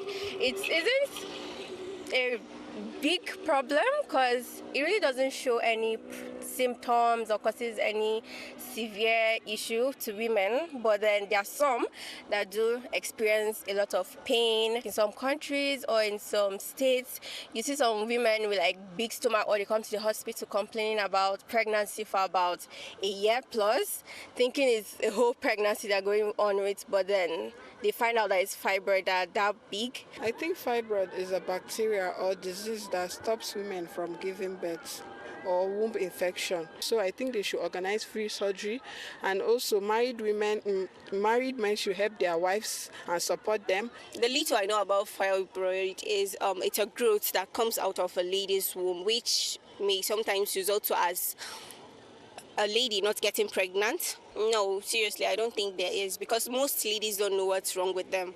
The moment they just feel somehow, they just feel a little bit of pain, they just feel, they don't like try to go to the hospital to know what exactly is wrong with them. They just leave it and till it expands to something very big. Dr. George Guako is a senior lecturer at the University of Nairobi, Kenya, Galaxy Gynecare, Kenya. He discusses what is fibroid and what can be done to assist both new and old patients. The etiology or the cause of fibroids is actually not known, but we know that there are certain features or characteristics that predispose women to getting fibroids. For example, women with fewer or no children, so low parity. Women who have their menses early, maybe below 10 years of age. Use of hormonal contraceptives is very controversial. Women with obesity, hypertension, diabetes, but there's also a very strong genetic component. We know that fibroids tend to run in families, and also quite common in African race compared to the Hispanics and whites. And then lastly, lifestyle issues, for example, diet rich in meat, alcohol intake, smoking, and deficiency of vitamin D. We normally classify the presentations as menstrual disorders. They are those ones that can cause pelvic pressure, and they can also interfere with fertility. If I start with the first one, menstrual disorders, the commonest presentation would be heavy, prolonged menstrual bleeding. For pelvic pressure, it will be mainly subserosal huge fibroids. They can compress the bladder based on where they are. They can compress the rectum or the intestines. They can also compress the pelvic veins, whereby somebody can get a deep venous thrombosis or varicose veins. For fertility, yes, we do know that fibroids sometimes can cause infertility. They can cause recurrent pregnancy losses, and during pregnancy, they can cause pain, and they can also interfere with the rotation of baby during pregnancy, maybe necessitating a cesarean delivery, and after delivery, they can also cause postpartum hemorrhage. But having said that, it's also good to know that in about 30% of women, they can have fibroids and still remain symptom-free. Several treatment options, depending on where they are, the size, the clinical presentation, the age of the patient, and their fertility desires. Generally, the treatment options will be classified into 3. So there are those ones where we do watchful waiting. I mean, if somebody is young and they have fibroids and they're not causing any symptoms, you watch. You don't have to do anything. So the advice is that they need to go for checkups. And as we said, they are not cancerous, they are treatable. There are several treatment options. It doesn't mean that if you have fibroids, your doctor is going to remove the uterus. Kindly go for regular checkups. Global measles cases have surged by more than 20% to an estimated 10.3 million last year, according to a joint publication by the World Health Organization and the U.S. Centers for Disease Control and Prevention. Around 107,000 people, mostly young children, died, even though the disease is preventable with the measles vaccine. The researchers report that there has been a global decline in the number of people getting vaccinated since the COVID-19 pandemic. In 2023, only 83% of children worldwide received their first dose of the measles vaccine through routine health services, and only 74% received their second dose last year, the study showed. Meanwhile, Rwanda's health ministry has declared the end of the Marburg virus outbreak with no new cases for nearly 2 weeks. The outbreak was first announced in the country in late September, and Rwanda began vaccinating against Marburg in October. Marburg is a highly infectious hemorrhagic fever with a fatality rate of up to 88%. But the outbreak in Rwanda saw a far lower mortality rate of just under 23%, according to the country's health ministry. Authorities there say they remain vigilant and are carrying out increased surveillance of fruit bats for the virus. Snake bites are classified as a neglected tropical disease by the World Health Organization. In South Africa and other countries in the region, there are numerous barriers to getting the antivenom necessary to save lambs and lives. But scientists are working to make antivenom cheaper, safer, and easier to produce. Kate Bartlett reports from Johannesburg. It's summer in southern Africa. That means snakebite season. Saka von Veek from the African Snakebite Institute conducts trainings like this one on how to handle venomous snakes, like these cobras. They get more active, they start moving around, and we do see an increased number of bites as it starts warming up. One of the things about rural communities, and particularly people who can't afford modern medical care, is that their first port of call is not the doctor's surgery, but the traditional healer. And so those cases never get collected by health statisticians anyway. But even when people do manage to get from the rural areas to a hospital in time, there are challenges. Antivenom can cost thousands of dollars. Sometimes there are shortages because of low levels of production. So what we do is we go to those same producers of antivenom into the horses and look for the bits of DNA that can make these super antibodies, these super antivenom products. And then we take those DNA and we clone them in the lab, and we then improve them. Without the horses, the product is safer and more uniform. It will take many years to go from the lab to the clinic, but Wibmer expects the antivenom would cost only a fraction of the price.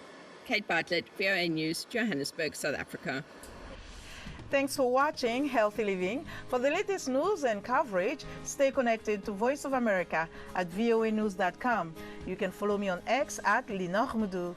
That's our show for today. Until next time, stay well and strive to make every day a healthy day.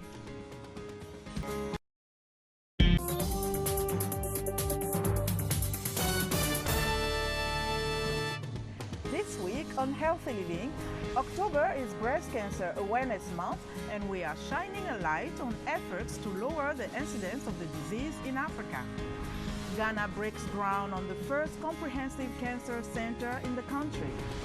And Tanzanian advocate Gloria Kida shares her experience with breast cancer and a message of hope. Plus, could a fingerprint test replace the mammogram? We'll see revolutionary research that offers hope for the future of breast cancer screening. We'll have these stories and more in this edition of Healthy Living.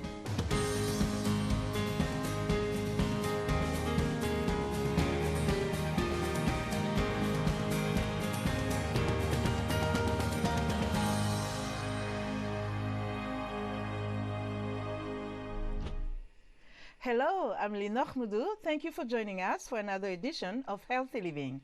October is Breast Cancer Awareness Month around the world. Breast cancer occurs when abnormal breast cells grow out of control and develop into tumors. If left untreated, tumors can spread throughout the body and become fatal. 670,000 people died of breast cancer globally in 2022, according to the World Health Organization. Observers say while global awareness of breast cancer has increased, many African countries face significant challenges in early detection, diagnosis, and access to treatment.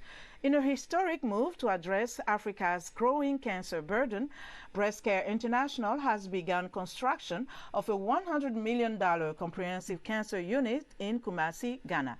The facility, which will offer advanced diagnostics, radiotherapy, and treatment, aims to fill a critical gap in cancer care across sub-Saharan Africa, where the Lancet reports that a shortage of such facilities is projected to double cancer death by 2030. Sinanu Todd reports from Kumasi. At Ajusu in Ghana, breast cancer survivors, advocates, and health professionals dance in celebration, marking a milestone in the fight against cancer in Africa. Breast Care International, BCI, has broken ground on the construction of a historic comprehensive cancer unit in Kumasi. I am so excited about the Comprehensive Cancer of Excellence. This is a moment, and it's been in the making since Dr. Wiafi started this work in 2002 with a passion for saving women's lives, first in Ghana and then to serve all of West Africa. The 52-acre project led by the BCI is inspired by their success in the fight against breast cancer. Through awareness campaigns and treatment, BCI now has over 900 breast cancer survivors, compared to less than 20 survivors in 2008. Where we've reached with the breast cancer information, breast cancer awareness efforts, the things that we've been doing with breast cancer, we could use the breast cancer platform to create awareness about other cancers. The Comprehensive Cancer Center will address all cancer-related issues in the sub-region, providing accessible healthcare on the continent. One advocate shared how the absence of such a facility in Africa cost the life of a family friend. It was actually this year. I had a little boy who was 4 years old die from cancer. And we did everything that we could. Eventually, as had to happen, we had to send him to India. He went to India, had treatment, came back, relapsed, and died. Darko explained that there wasn't a nearby cancer facility to attend to the emergency relapse. It is expected that all that will change when the $100 million cancer center is completed. With $1 million support from the White House Cancer Moonshot Fund, the first phase of the project is expected to be completed within 3 years. It will serve patients and also help in research. The goal here is to extend the cancer moonshot, President Biden's cancer moonshot, globally. If you extend this globally, you can really have a bigger impact. Also impact that comes back and benefits United States. I can give you examples. This summer we had US students, from University of Pennsylvania come here to Ghana, and they are learning. The center will operate on the principle of equity, ensuring that every patient receives treatment, regardless of their financial situation. So we don't want any patient to walk to this comprehensive cancer center of excellence and be turned away because he or she doesn't have money.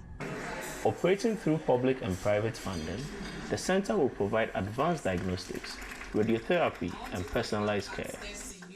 According to the Lancet, Sub-Saharan Africa faces a severe shortage of cancer treatment facilities, which is projected to double cancer deaths by 2030.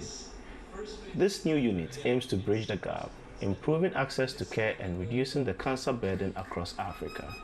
Sana Anutod, VOA News, Kumasi. What are your thoughts on breast cancer and best ways to support patients? Do you think pink ribbons and campaigns like Pink October are effective in raising awareness in your community? Here are some reactions from Nigeria. Feeling that there are lumps, and when you press it, gently you'll be having the pains on the breast is one sign or symptoms of breast cancer. Best supporting someone that is battling on breast cancer, I believe there are NGOs that are taking care of women on breast cancer to educate them for them to go for checkup. The signs and symptoms is just the examination I know about. As a man, you should be able to help your wife as well to check, to touch the breast.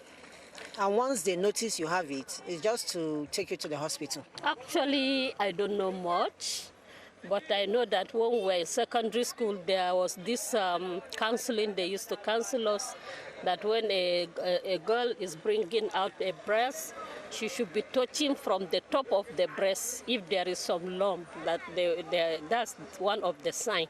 I'm not really conversant with the move of breast cancer awareness, but with the little I've seen in other places, I know they are trying anyway, because they give free treatments to people. They give what's the word? They give out therapeutic sessions to people who have it, just to let them know that all is well. It's not the end of the world. Professor Blaise Nkegum is an oncology expert in Cameroon. He discusses the prevalence of breast cancer in Africa and what is being done to help those suffering from the disease. We have cancers among Black Africans at around 40 years, which is different in Caucasian patients, where cancers are usually found starting at 50 or 60 years old. It is evident that breast cancer found in Africa has some genetic factors. This has been demonstrated in Black patients living in the United States. The incidence has evolved, and we must realize that exposure to toxicity has increased, especially with environmental factors. The air we breathe contains more than 100 carcinogenic factors. The good news is that it is possible not to die from breast cancer because we know the solution. When a patient is found to have a tumor of 3 centimeters, we simply remove the tumor and they are cured. This can be done in the operating room. The problem is that 80% of patients won't have their lesion found at that stage. The lesion would already be advanced by the time it is discovered. Surgery, chemotherapy, and radiotherapy are the basic treatments, but don't forget what we call targeted therapies. These are new treatments that not only cure breast cancer patients, but also work differently by blocking only specific receptors. The only problem is the cost, as some of these medications cost up to 3 million francs per dose, over $1,000. Let's not forget that the exact cause of breast cancer is not known, so screening is key. Some of the challenges are technological. The first challenge, for example, is a small nuclear medicine scanner. We don't have this device, and even in the richest countries, it is not available everywhere. The second challenge is financial. Let's not forget about brain drain. Can you imagine in a country like Cameroon, with over 25 million inhabitants, there are only about 15 oncologists? Even the few oncologists we train end up leaving due to the problems we know, and they seek opportunities elsewhere. So we face all these challenges, and this applies to all African countries, not just Cameroon. Obesity is an obvious risk factor for breast cancer. Patients with high cholesterol, and men as well, by the way. For the same reason, overweight men with fat accumulations have nearly the same risk of developing breast cancer as women. In some cases, it's an obvious risk factor due to the liver cycle and lipids. So what we recommend to patients is to prevent cancer by practicing sports, exercising, losing weight, and fighting depression. Gloria Kida is co-founder and CEO of Shuja Cancer Foundation in Dar es Salaam, Tanzania. She was diagnosed with breast cancer more than 10 years ago. Today, she's using her experience and platform to empower women and provide support in communities. She shares her story.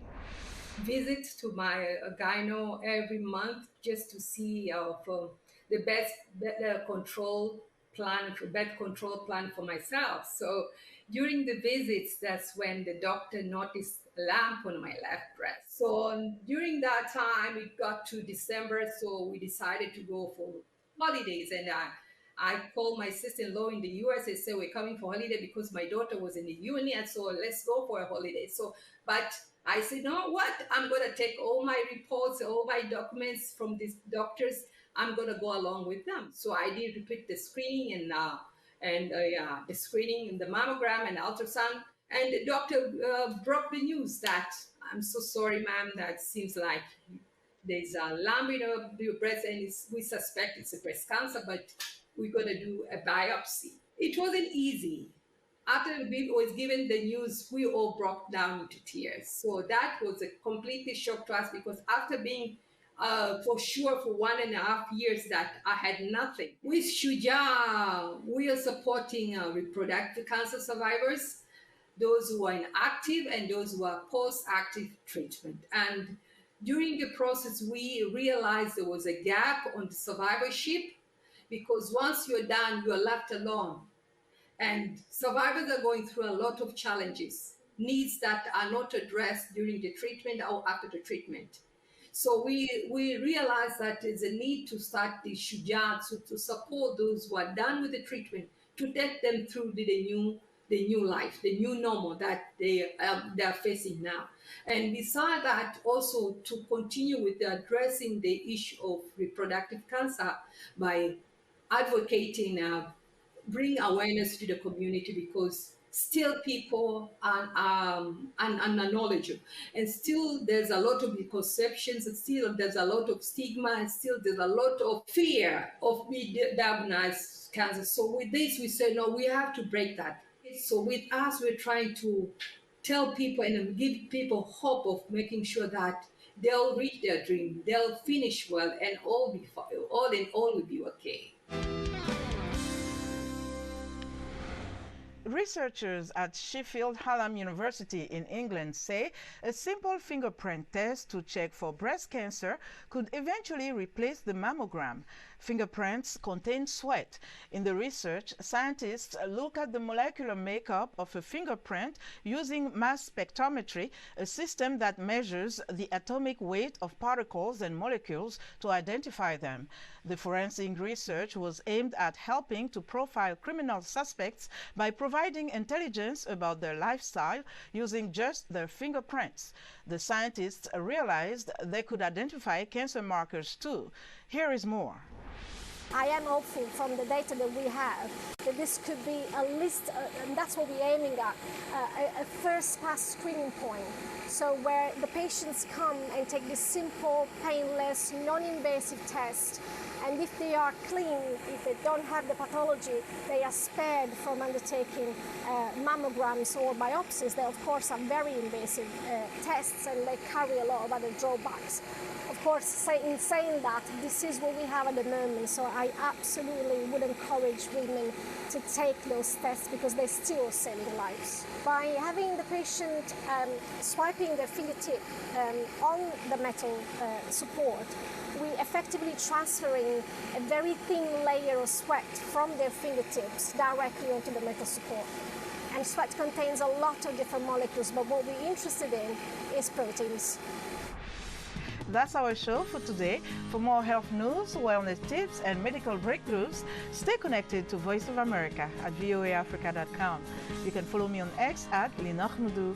Until next time, stay well and strive to make every day a healthy day.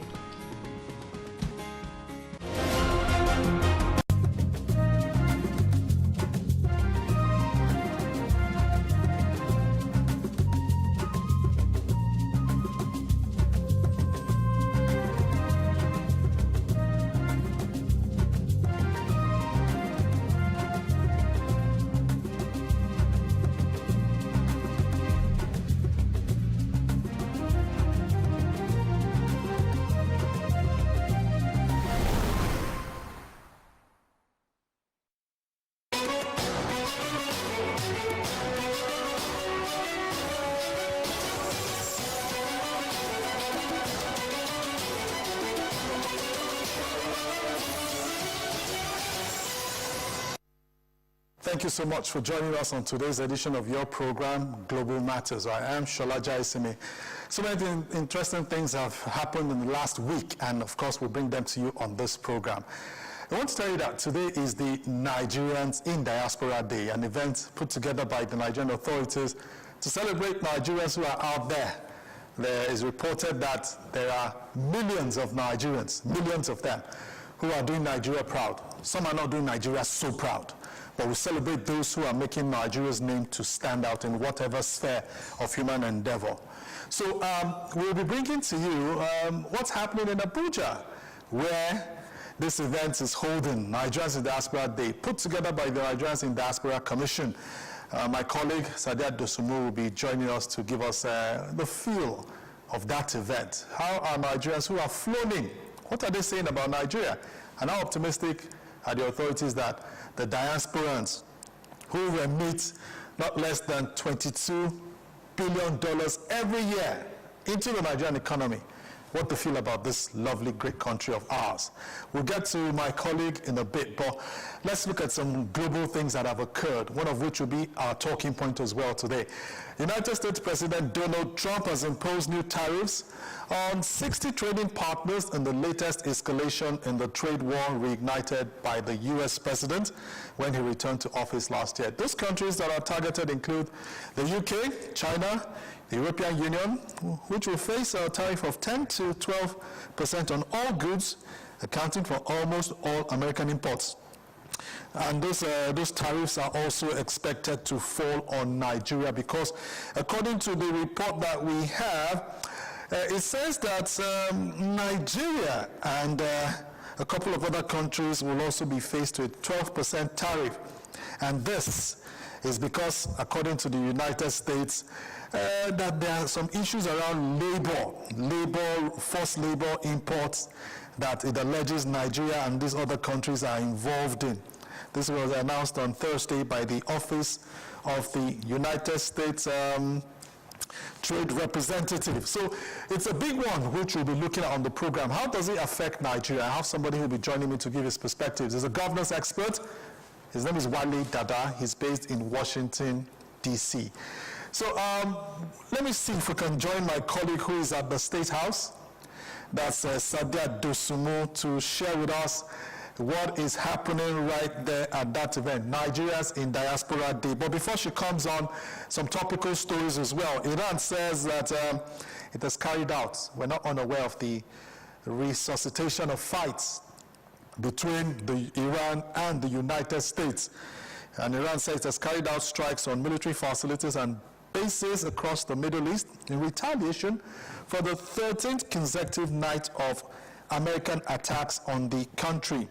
Iran state media said explosions were reported along Iran's Gulf Coast and in the western, eastern, and central areas of that country. 4 people were killed and 5 others were injured in attacks. Iran later announced that it will do more strikes on U.S. allied Kuwait, while sirens sounded in Bahrain and as well as in Jordan. So these are what we have about this escalation of crisis between these two countries. It's getting messier by the day. Lives are being lost, Iranian lives, American lives, and the UN General Assembly is expected to meet in September. Is that body still active? Can it mediate? Apparently, the U.S. has no trust in the United Nations. That's what President Donald Trump has said. He has said it. He has shown as much in all he has done. Let me go to another continent and some of our topical news stories. A leader of India's youth-led movement, which is known as the Cockroach Movement, held a second round of talks with government officials on Friday after Prime Minister Narendra Modi pledged legal reforms and swift punishments for those involved in examination malpractice. The Indian capital has been rocked by these demonstrations led by the social media-driven Cockroach Janta Party, which has demanded an overhaul of the education system and the resignation of the education minister after repeated testing scandals. South Africa is where we're headed next with the news stories we have. Remember that President Cyril Ramaphosa has been facing some interesting scenario, allegations of, sleaze, $500,000 that were stashed at his ranch, the Falafala crisis. Well, the South African court has ruled on Friday in favor of the president that impeachment process being launched against him by the parliament needs to stop. The president of South Africa had asked the West Cape High Court to stop that impeachment committee until his review of a November 2022 report that found that he, quote, may have committed serious violations and misconduct. So President Ramaphosa, some will say he lives to fight another day. We'll be watching that story on how the president of that country, South Africa, is faring. So we'll take a quick break, and when we come back, we'll get across to my colleague, Sadia Dosumu, to tell us what's happening at the venue of the Nigerians in Diaspora Day celebrations. Then we'll get to our main topic with Wale Dada, a governance expert, on the renewed tariffs that U.S. has slammed on Nigeria. Let's take the short break. The stories now break online.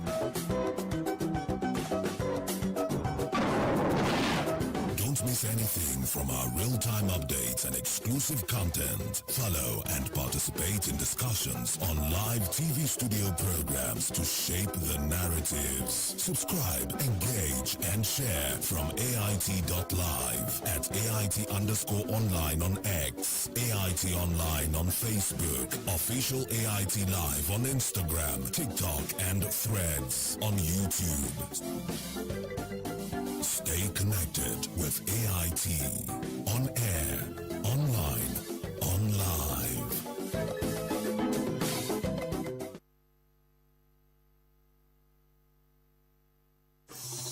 The issues as they break.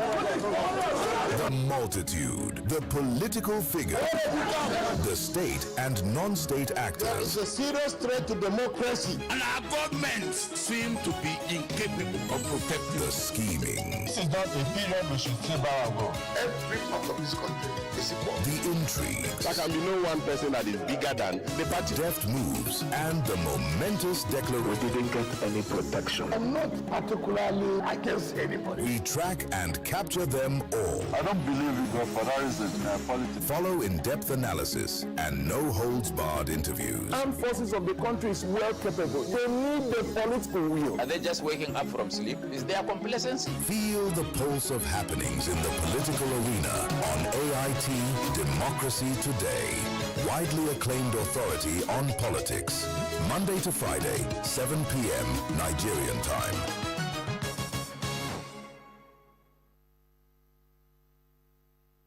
Get ready for a bold new chapter in political discourse. The conversations that matter most are stepping into the spotlight like never before.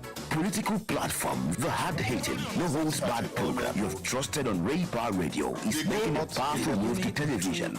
Tune in to Africa Independent Television, AIT, as Political Platform debuts on your screen, bringing deeper analysis, sharper debates, and the voices shaping our nation's future right into your screens. From policy and politics breakdowns to real-time discussions with key stakeholders, this is more than a program. It is where opinions are tested, truths are uncovered, and the people's voice is heard. Join seasoned hosts and expert guests as they tackle the issues that define our democracy. No filters, no distractions, just real talk. Political Platform, now on AIT, 9 to 10 a.m. every weekday. Stay informed, stay engaged, be part of the conversation.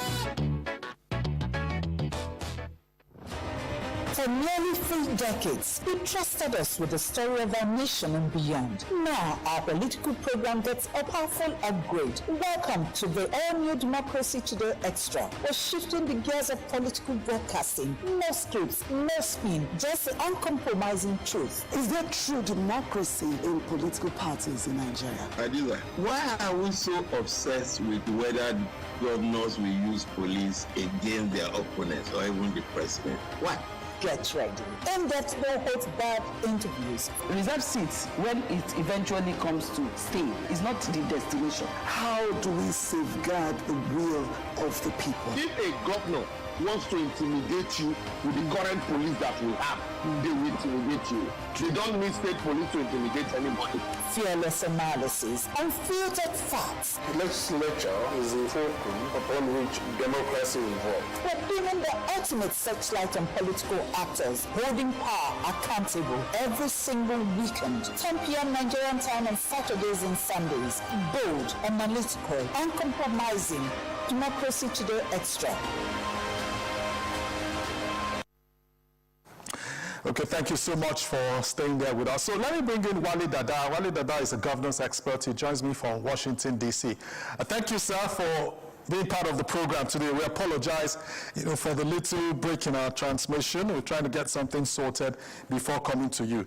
So, Mr. Dada, these tariffs that the United States has slammed on Nigeria, your impression about this? Because this is coming just a few days after, well, President Donald Trump wrote a letter to Nigeria's Bola Tinubu giving him thumbs up for the partnership between Nigeria and the U.S. in the area of security, fight against terrorism and all of that. And the Nigerian authorities, of course, have said, look, that's a partnership that is working, U.S., Nigeria, security. But a few hours after, less than 48, heavy tariffs on Nigeria because the U.S. has said our labor issues are funny. Your impression around all of this, Mr. Dada? Well, thank you, Shola. And since we're coming off of the recent FIFA World Cup, Donald Trump has shown himself to be the Maradona of global politics, where one day he praises us and then the next day he switches to the left flank and imposes tariffs on Nigeria and multiple countries. I believe that this is one of the many challenges that the world is facing right now with the inconsistent policy from the White House when it comes to global trade. And in our case in Nigeria, this doesn't really impact us because of the fact that we don't do as much trade with the United States as we used to do in the past. We do roughly about $5.5 billion a year.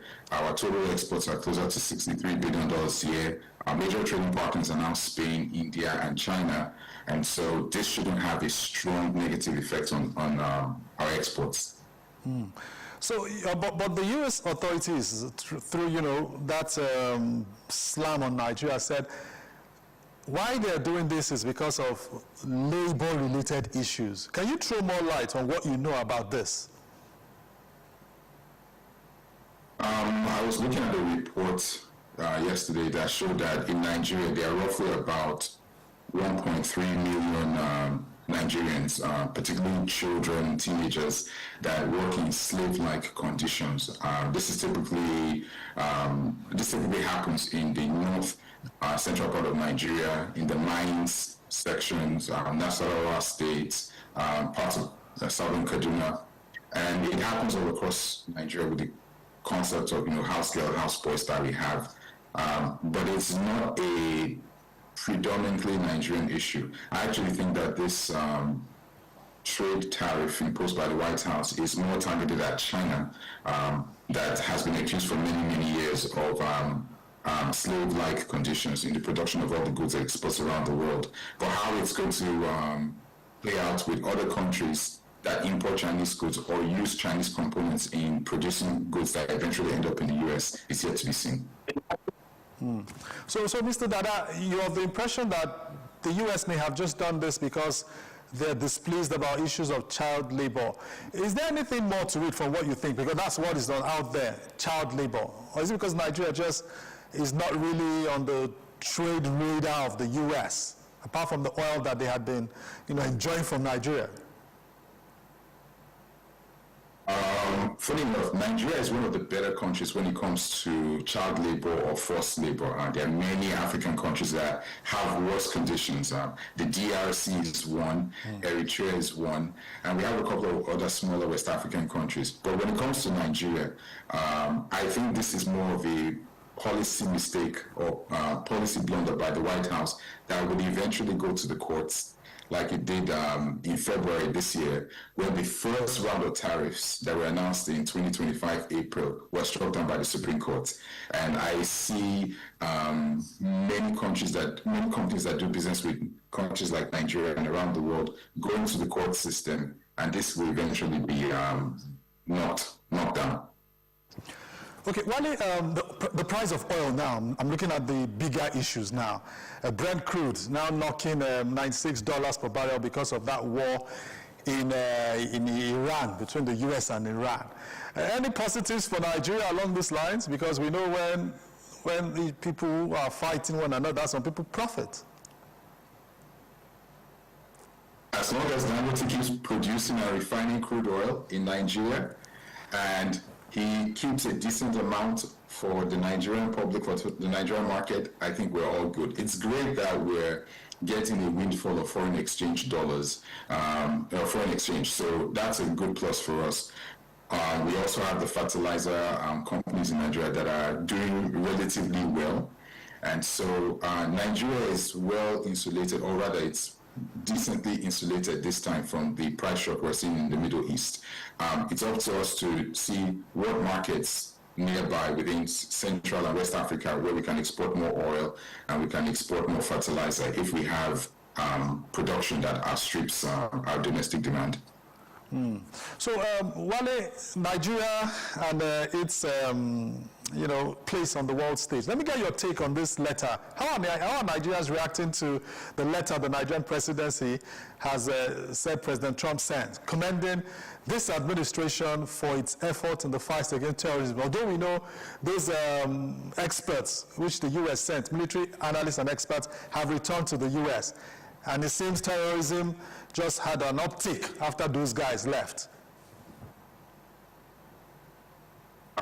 The prowess and the intelligence capabilities of the Nigerian military and our intelligence agencies have never really been in doubt, just for the fact that there are constraints on resources, equipment, and some of the training relationships we have outside with foreign nations. Our military has had to contend with a lot doing a lot of domestic operations. And of course, the fact that the White House or the U.S. put pressure on Nigeria, sending those troops earlier this year to support our troops in terms of technical training, that was a good thing. And yes, we have had some wins. And now that the U.S. forces or the training teams have come back to the U.S., the Nigerian government will have to, sustain the effort. I find it very interesting that the time between when we got this letter from the White House and the fact that Donald Trump announced that there might, or rather there are feelers that there might be a U.S. military operation targeting rebels in Mali, came on the heels of the training that they have received the training Nigerian soldiers have received. So there's a possibility, I'm speculating right now, but there's a strong possibility that the lessons learned from operating in Nigeria are going to be deployed in Mali, because we do have a problem in the Mali and Burkina Faso regions right now. Okay, thank you so much, Mr. Wale Dada, for giving us your perspectives, not just on the trade tariff that has been slammed on Nigeria, but other global issues from the U.S. capital, Washington. Thank you, Wale. Okay, so now let's head to my colleague who is here in Abuja with me. She's actually at the State House, talking about Sadiat Dosumu. The Nigerians in Diaspora Day happening, a day set aside to honor those who are doing their bit, making this country proud, though they live and work outside the shores of this country. Sadiat Dosumu, what's the mood like in that hall where Nigerians from the diaspora are gathered? Yeah, hello, Mr. Dyson.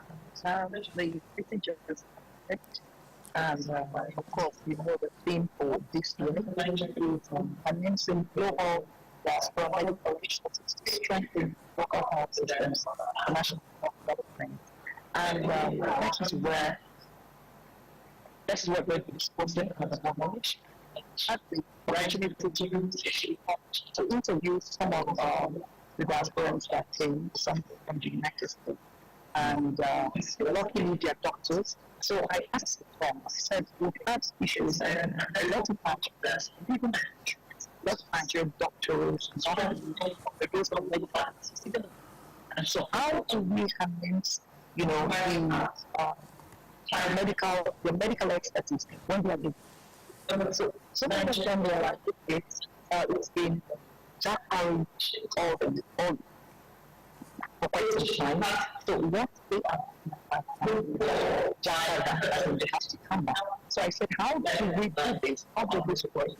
So explaining that the government has to come up with policies that will be attractive, to the young doctors, nurses, that will enable them to stay back in the country.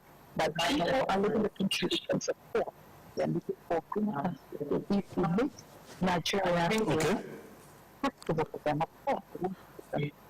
Okay, Sadia, let me pose this to you, because I think the quality of the line is not very good. I don't know whether the signals are jammed at the presidential villa.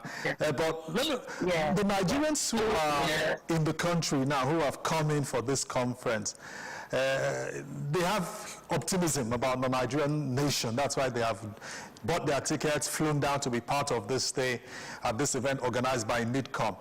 What is the impression from those you've spoken to about the challenges Nigerians are facing, especially these issues of insecurity?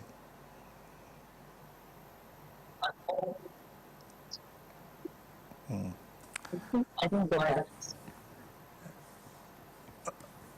I didn't get that. What did you say?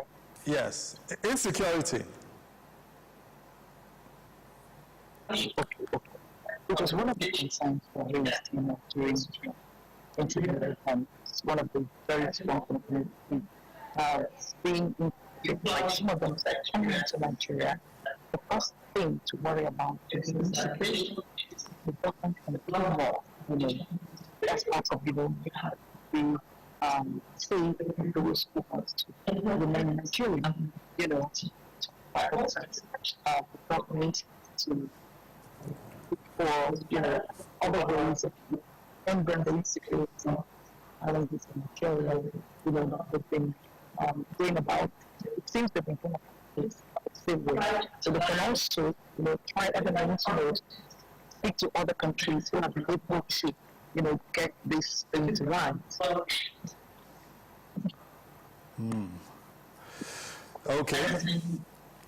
Okay, Sadia Dosimu, thank you. Though the line wasn't very clear, but we can see you there, and you give us more of what the Nigerians who have come in are saying and what the authorities have been telling them. Because like you and I know, this administration's foreign policy thrust lies on the 4 Ds: demography, development,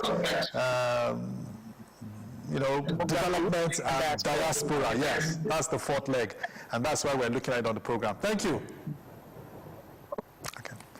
Okay, so with what Sadiat has shared with us, there's huge optimism. Diasporans, they've been doing Nigeria proud. Apart from sending us huge remittances, almost $22–24 billion every year, they're also putting their money where their mouth is. They're coming back home to be part of this day. So if you're there and you have jackpot, do not forget home. We continue to pray for Nigeria and to ask those who are in authority to get this country become what it desires to be. Not everybody will check out. That's the program. I am Sholaja Isimi. I thank you for watching.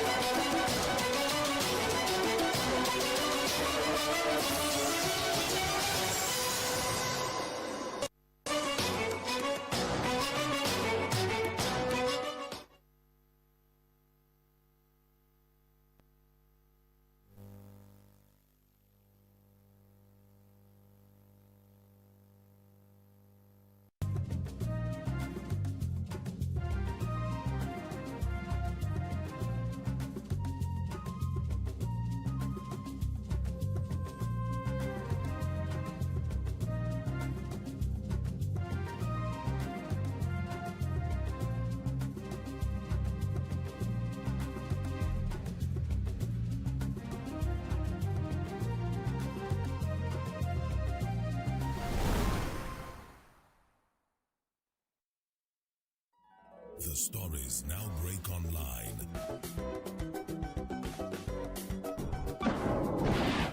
Don't miss anything from our real-time updates and exclusive content. Follow and participate in discussions on live TV studio programs to shape the narratives. Subscribe, engage, and share from AIT.live at AIT_online on X, AIT Online on Facebook, Official AIT Live on Instagram, TikTok, and Threads, AIT_live, and AIT Livestream 1 on YouTube. Stay connected with AIT.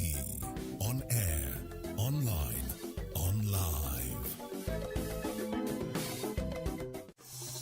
The issues as they break, the multitude, the political figures, the state and non-state actors. It's a serious threat to democracy. And our governments seem to be incapable of protecting the scheming. This is not a period we should sit back and go. Every part of this country is important. The intrigue. There can be no one person that is bigger than the party. Deft moves and the momentous declaration. We didn't get any protection. I'm not particularly against anybody. We track and capture them all. I don't believe it was for that reason in our politics. Follow in-depth analysis and no-holds-barred interviews. Armed forces of the country is well capable. They need the political will. Are they just waking up from sleep? Is there complacency? Feel the pulse of happenings in the political arena on AIT Democracy Today. Widely acclaimed authority on politics. Monday to Friday, 7 p.m. Nigerian time.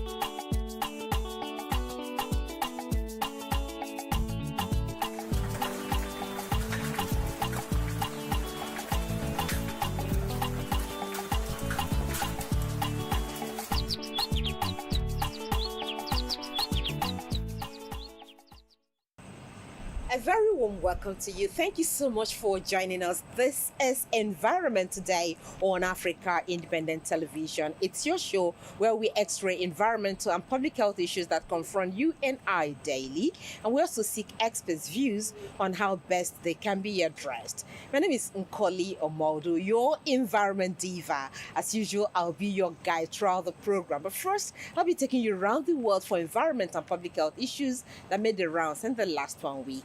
And I will be right back. As the sun rises daily, our environment changes.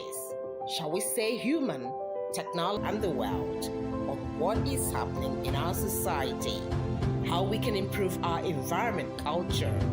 I speak to newsmakers, environmentalists, activists, and game changers. The bold moves, big issues, solution topics is all right here. Make Environment Today on AIT your weekly watch. Some people they talk say animals no they laugh, but perhaps we know they even they give them reason to laugh. Our unique species of gorilla, we dey only see them for one small bush between Nigeria and Cameroon. With only 300 wey remain for inside forest, we no fit afford to lose even one. All these traps and snares wey they use kill bushmeat, sometimes e dey kill, sometimes e dey wound all them gorillas, and e dey drive them enter extinction, as in they go finish inside bush, they no go remain again. And this one, you go agree with me, say na serious matter. No chop illegal bushmeat from animals wey don go through danger. Make them dey where dem dey inside bush, make we sef dey okay.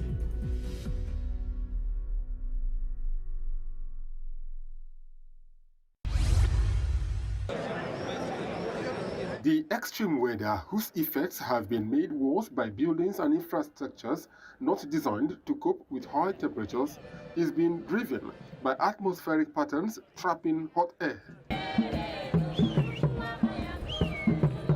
But a scientific study published this week said the current heat wave was significantly exacerbated by human-induced climate change, without which the current temperatures would have been 2 to 6 centigrade cooler. Chairman of the World Health Organization, Tedros Ghebreyesus, warned on Wednesday that the heat wave is impairing the health of Europeans, urging the continent's leaders to invest in making their health services more climate resilient.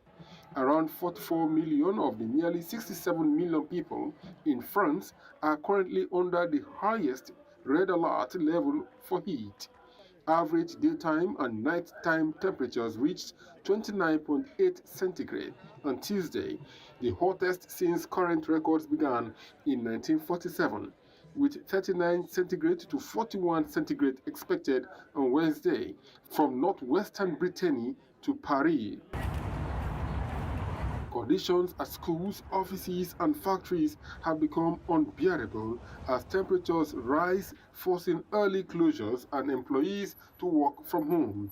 June is a key month for tourism in Europe, but popular landmarks, including the Eiffel Tower and Louvre Museum in Paris and the stainless steel Atomium in Brussels, have been shutting early because of the heat.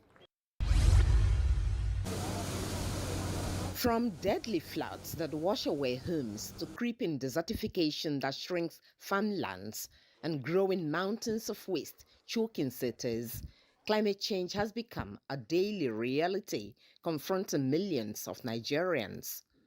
Against this backdrop, journalists, public relations practitioners, environmental experts, and policymakers gathered in Abuja to explore practical ways citizens can become environmental change makers. Their focus was on accelerating progress towards the 2030 Sustainable Development Goals while protecting the planet for future generations. We all generate and discharge waste one way or the other. The question is, how friendly and conscious are we with the environment?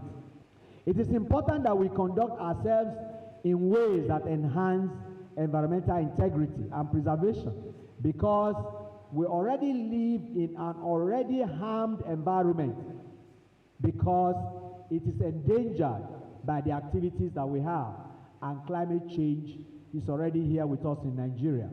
So there should be an action taken right away.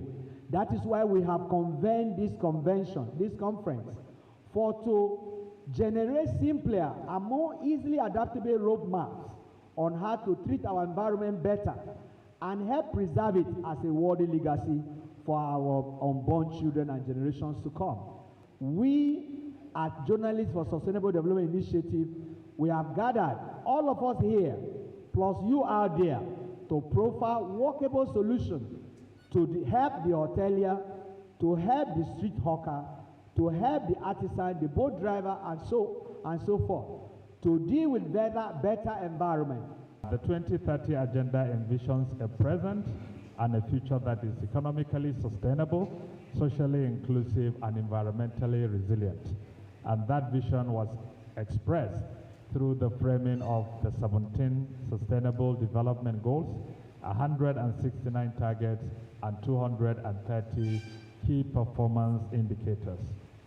Taken together, the SDGs are a universal call to action to end extreme poverty, safeguard our planet, and ensure all people enjoy peace and prosperity by the year 2030.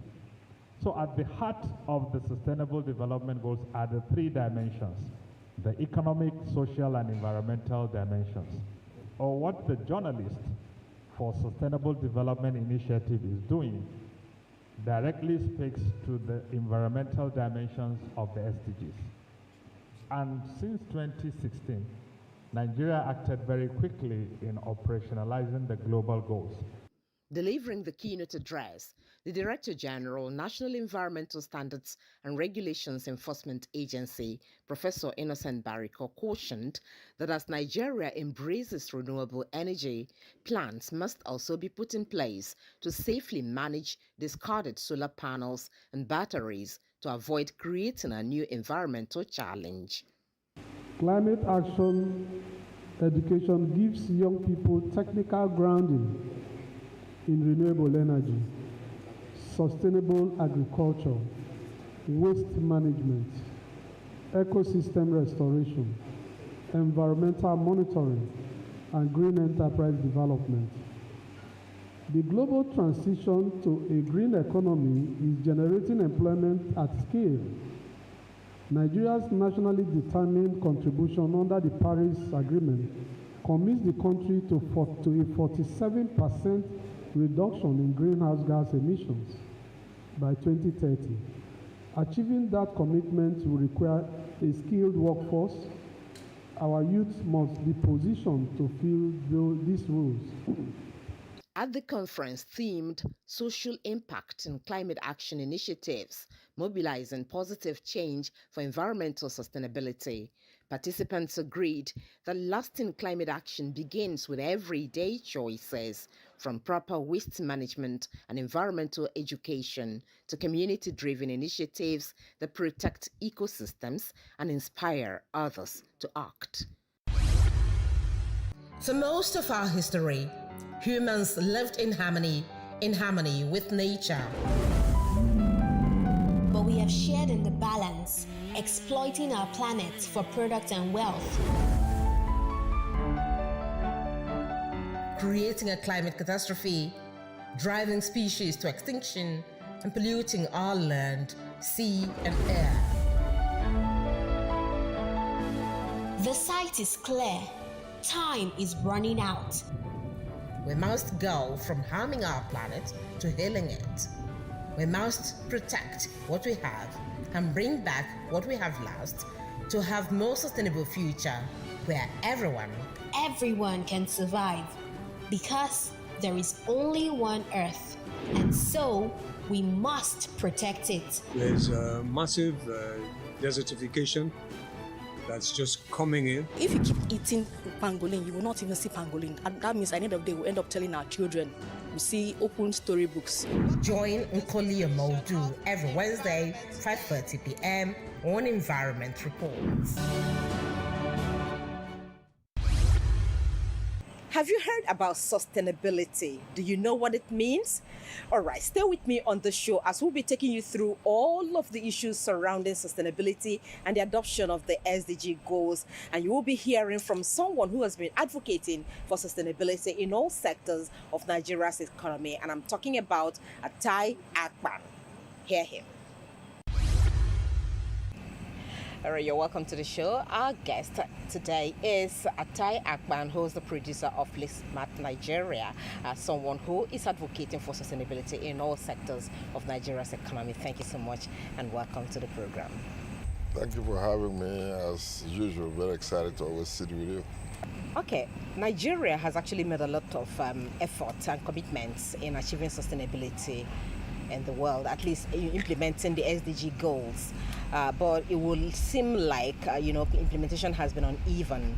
From your perspective, what do you think are the biggest obstacles towards adoption of sustainability in all sectors of Nigeria's economy? That's very true. Thank you very much on that. I think there is a major gap between awareness and knowledge of what to do and how to do it and who to do it. That's the biggest problem, but it's not actually a Nigerian problem.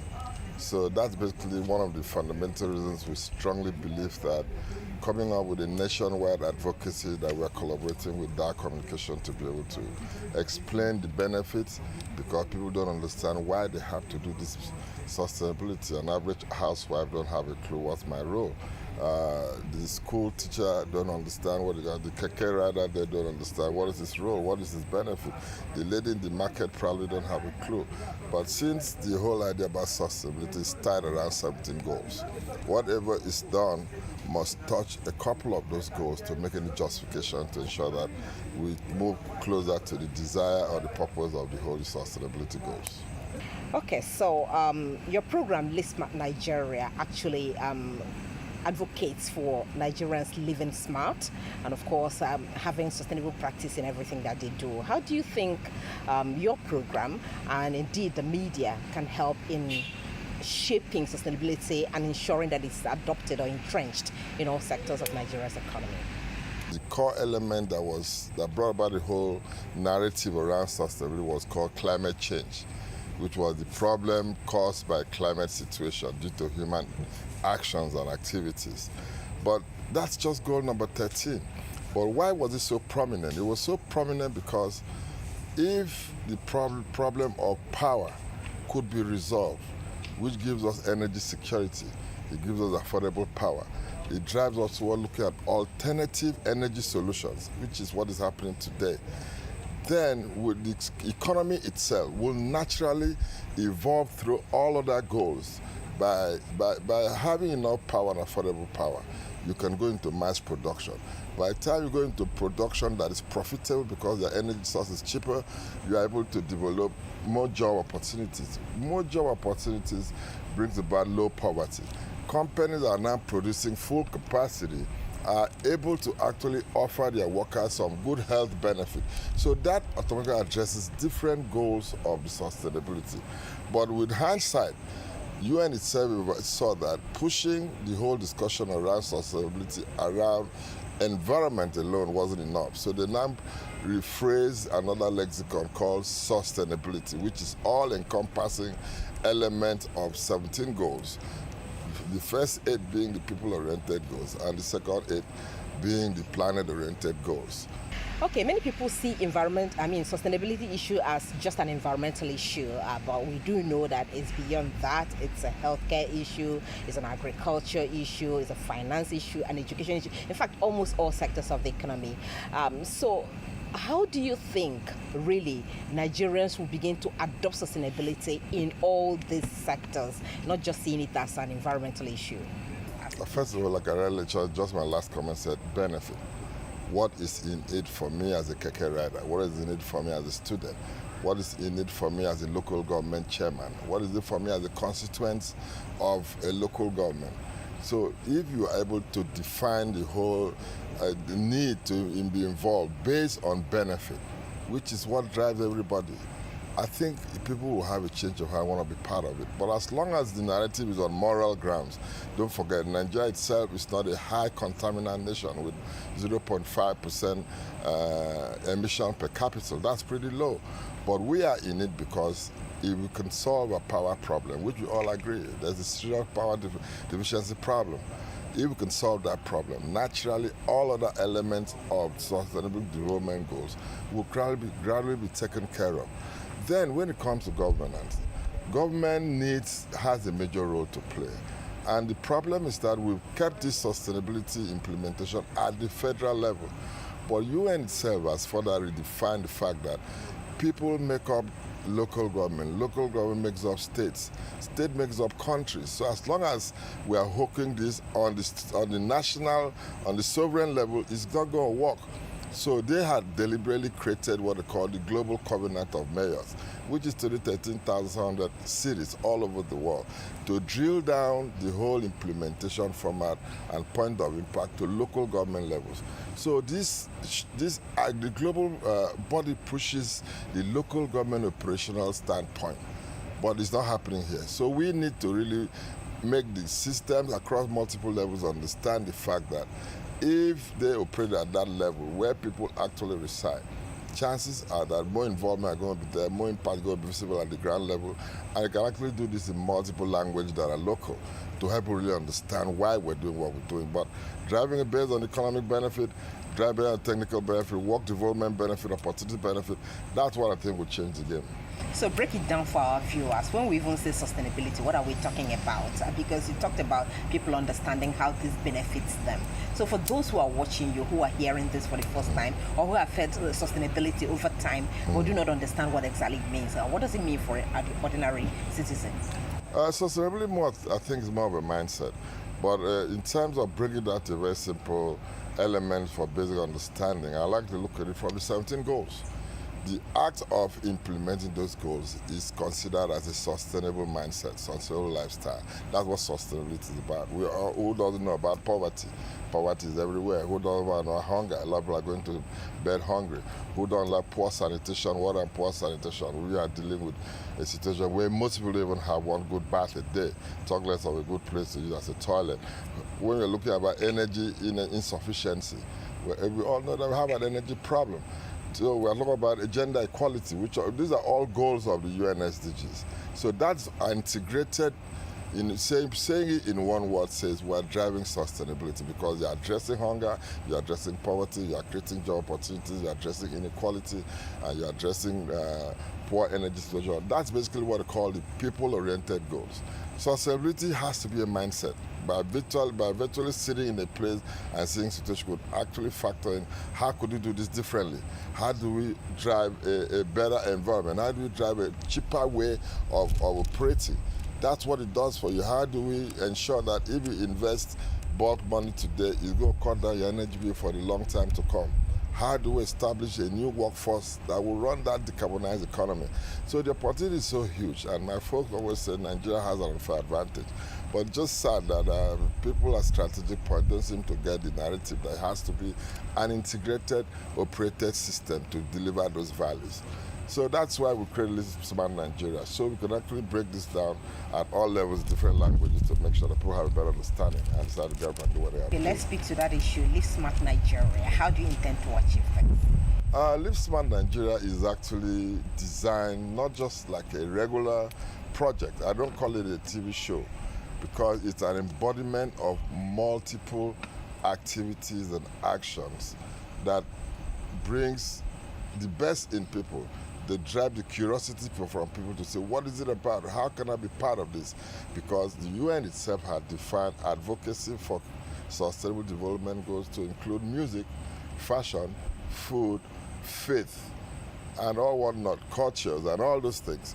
So we are driving this as a way of bringing the young people out of their shelves, repurposing their mind that you are potentially one of the next big stars. You are potentially one of the big people who could learn something, who could contribute in developing a new solution, something that will be useful that the world can use. So we are driving Live Smart as an engaging, competitive, narrative, entertaining, as much as learning process. And not just that, there's an element of Live Smart that is going to drive pure marketplace for every solution on sustainability, be it power, be it waste, be it using plastic, and all that. We're driving those narratives to create a domain that people could go to and find solutions, be it scientific, be it cultural, based on their areas of strength. But apart from that, one of the biggest pie out of this is consultancy, because the world is going to change towards the direction of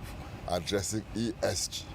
And not everybody understands what this means. So there's going to be a big need, because big entities are going to be evaluated based on the ESG index, sustainability index, environmental, social, and governance. If your operation does not define what you have done to impact those three words, ESG, then you're going to deny a lot of funding benefit. Climate finance is evaluated based on ESG index or sustainability index. International export, if we are doing product that has to be exported. Now, if you don't have an ESG index that explains the process or the emissions that were taken care of in the course of that manufacturing, you're going to be taxed at a higher rate. And from 2030, to take this to the bank, the world is not going to assess entities based on GDP alone anymore. GDP is going to be the second premise of evaluating why they need to invest in you, why they need to work with you. It's going to be mostly based on your sustainability index. So the world is changing in a way that people don't understand. That's why there's need for a lot of education. Hopefully, people in leadership will find time to be educated, because the current mindset of executive brief, executive overview, keep it as simple as possible is not going to work, because you're going to deny your people the real knowledge of what to do to participate. The world is changing, it's not coming back this route. It's going on a pure decarbonized economy. Things are going to be different. Products are going to be different. The needs of every organization, be it living or infrastructure, is going to be different. People are talking about regenerative agriculture. They're talking about resilient climate infrastructure. So these are all words that don't really connect without understanding its full implementation. So it's a whole different ballgame. That's why we're privileged to be sitting at this point and waiting for the rest to catch up whenever they wake up. All right, thank you so much. We must thank you for making our time to be on the program. Our guest has been Atai Akpan, Live Smart Nigeria producer and presenter. He's not just a program. He says it's beyond just a program. It is something that will make sustainability, entrenched in all sectors of Nigeria's economy. We're happy to have you on the show. As always, appreciate talking to you. Hello, we're welcoming you to our social media platform for more information about our program, Environment Today. On Facebook, you can reach us on Environment Today. On YouTube, subscribe, like, and share every of our episodes on Environment Today. Instagram, it is Environment Today. On Twitter, /Environment Today. And on WhatsApp, you can reach us on +234 8033 356 388. Catch up and do interact with us, and don't miss any of our environmental issues. Like, subscribe, and share. Thank you. Oh, wow, how time flies. But this is what we'll be wrapping up Environment Today for this week. We appreciate your time with us. Thank you so much for allowing us space into your living room yet again. Environment Today returns same time next week on the same station. Until then, please remember that environment is life. So do your bit, we'll do ours from this end so we can all preserve it. From everyone on the Environment Today crew, we wish you the very best. My name is Nkoli Omodu. Bye for now.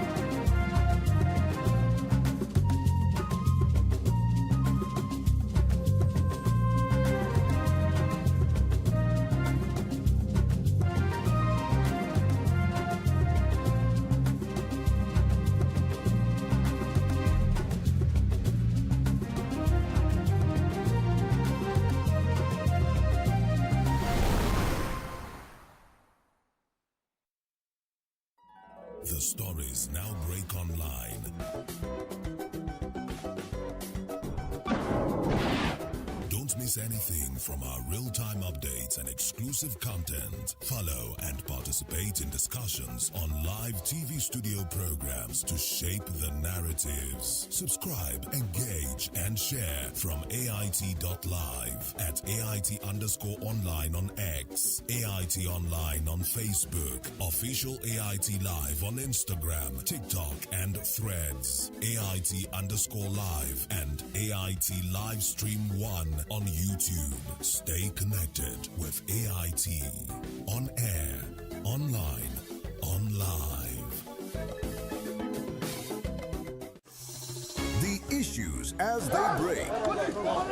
The multitude, the political figures, the state and non-state actors. It's a serious threat to democracy. And our government seem to be incapable of protecting the scheming. This is not a period we should sit back and go. Every part of this country is equal. The intrigues. There can be no one person that is bigger than the party. Deft moves and the momentous declaration. We didn't get any protection. I'm not particularly against anybody. We track and capture them all. I don't believe in godfatherism in politics. Follow in-depth analysis and no-holds-barred interviews. Armed forces of the country is well capable. They need the political will. Are they just waking up from sleep? Is there complacency? Feel the pulse of happenings in the political arena on AIT Democracy Today.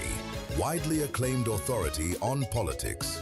Monday to Friday, 7 p.m. Nigerian time.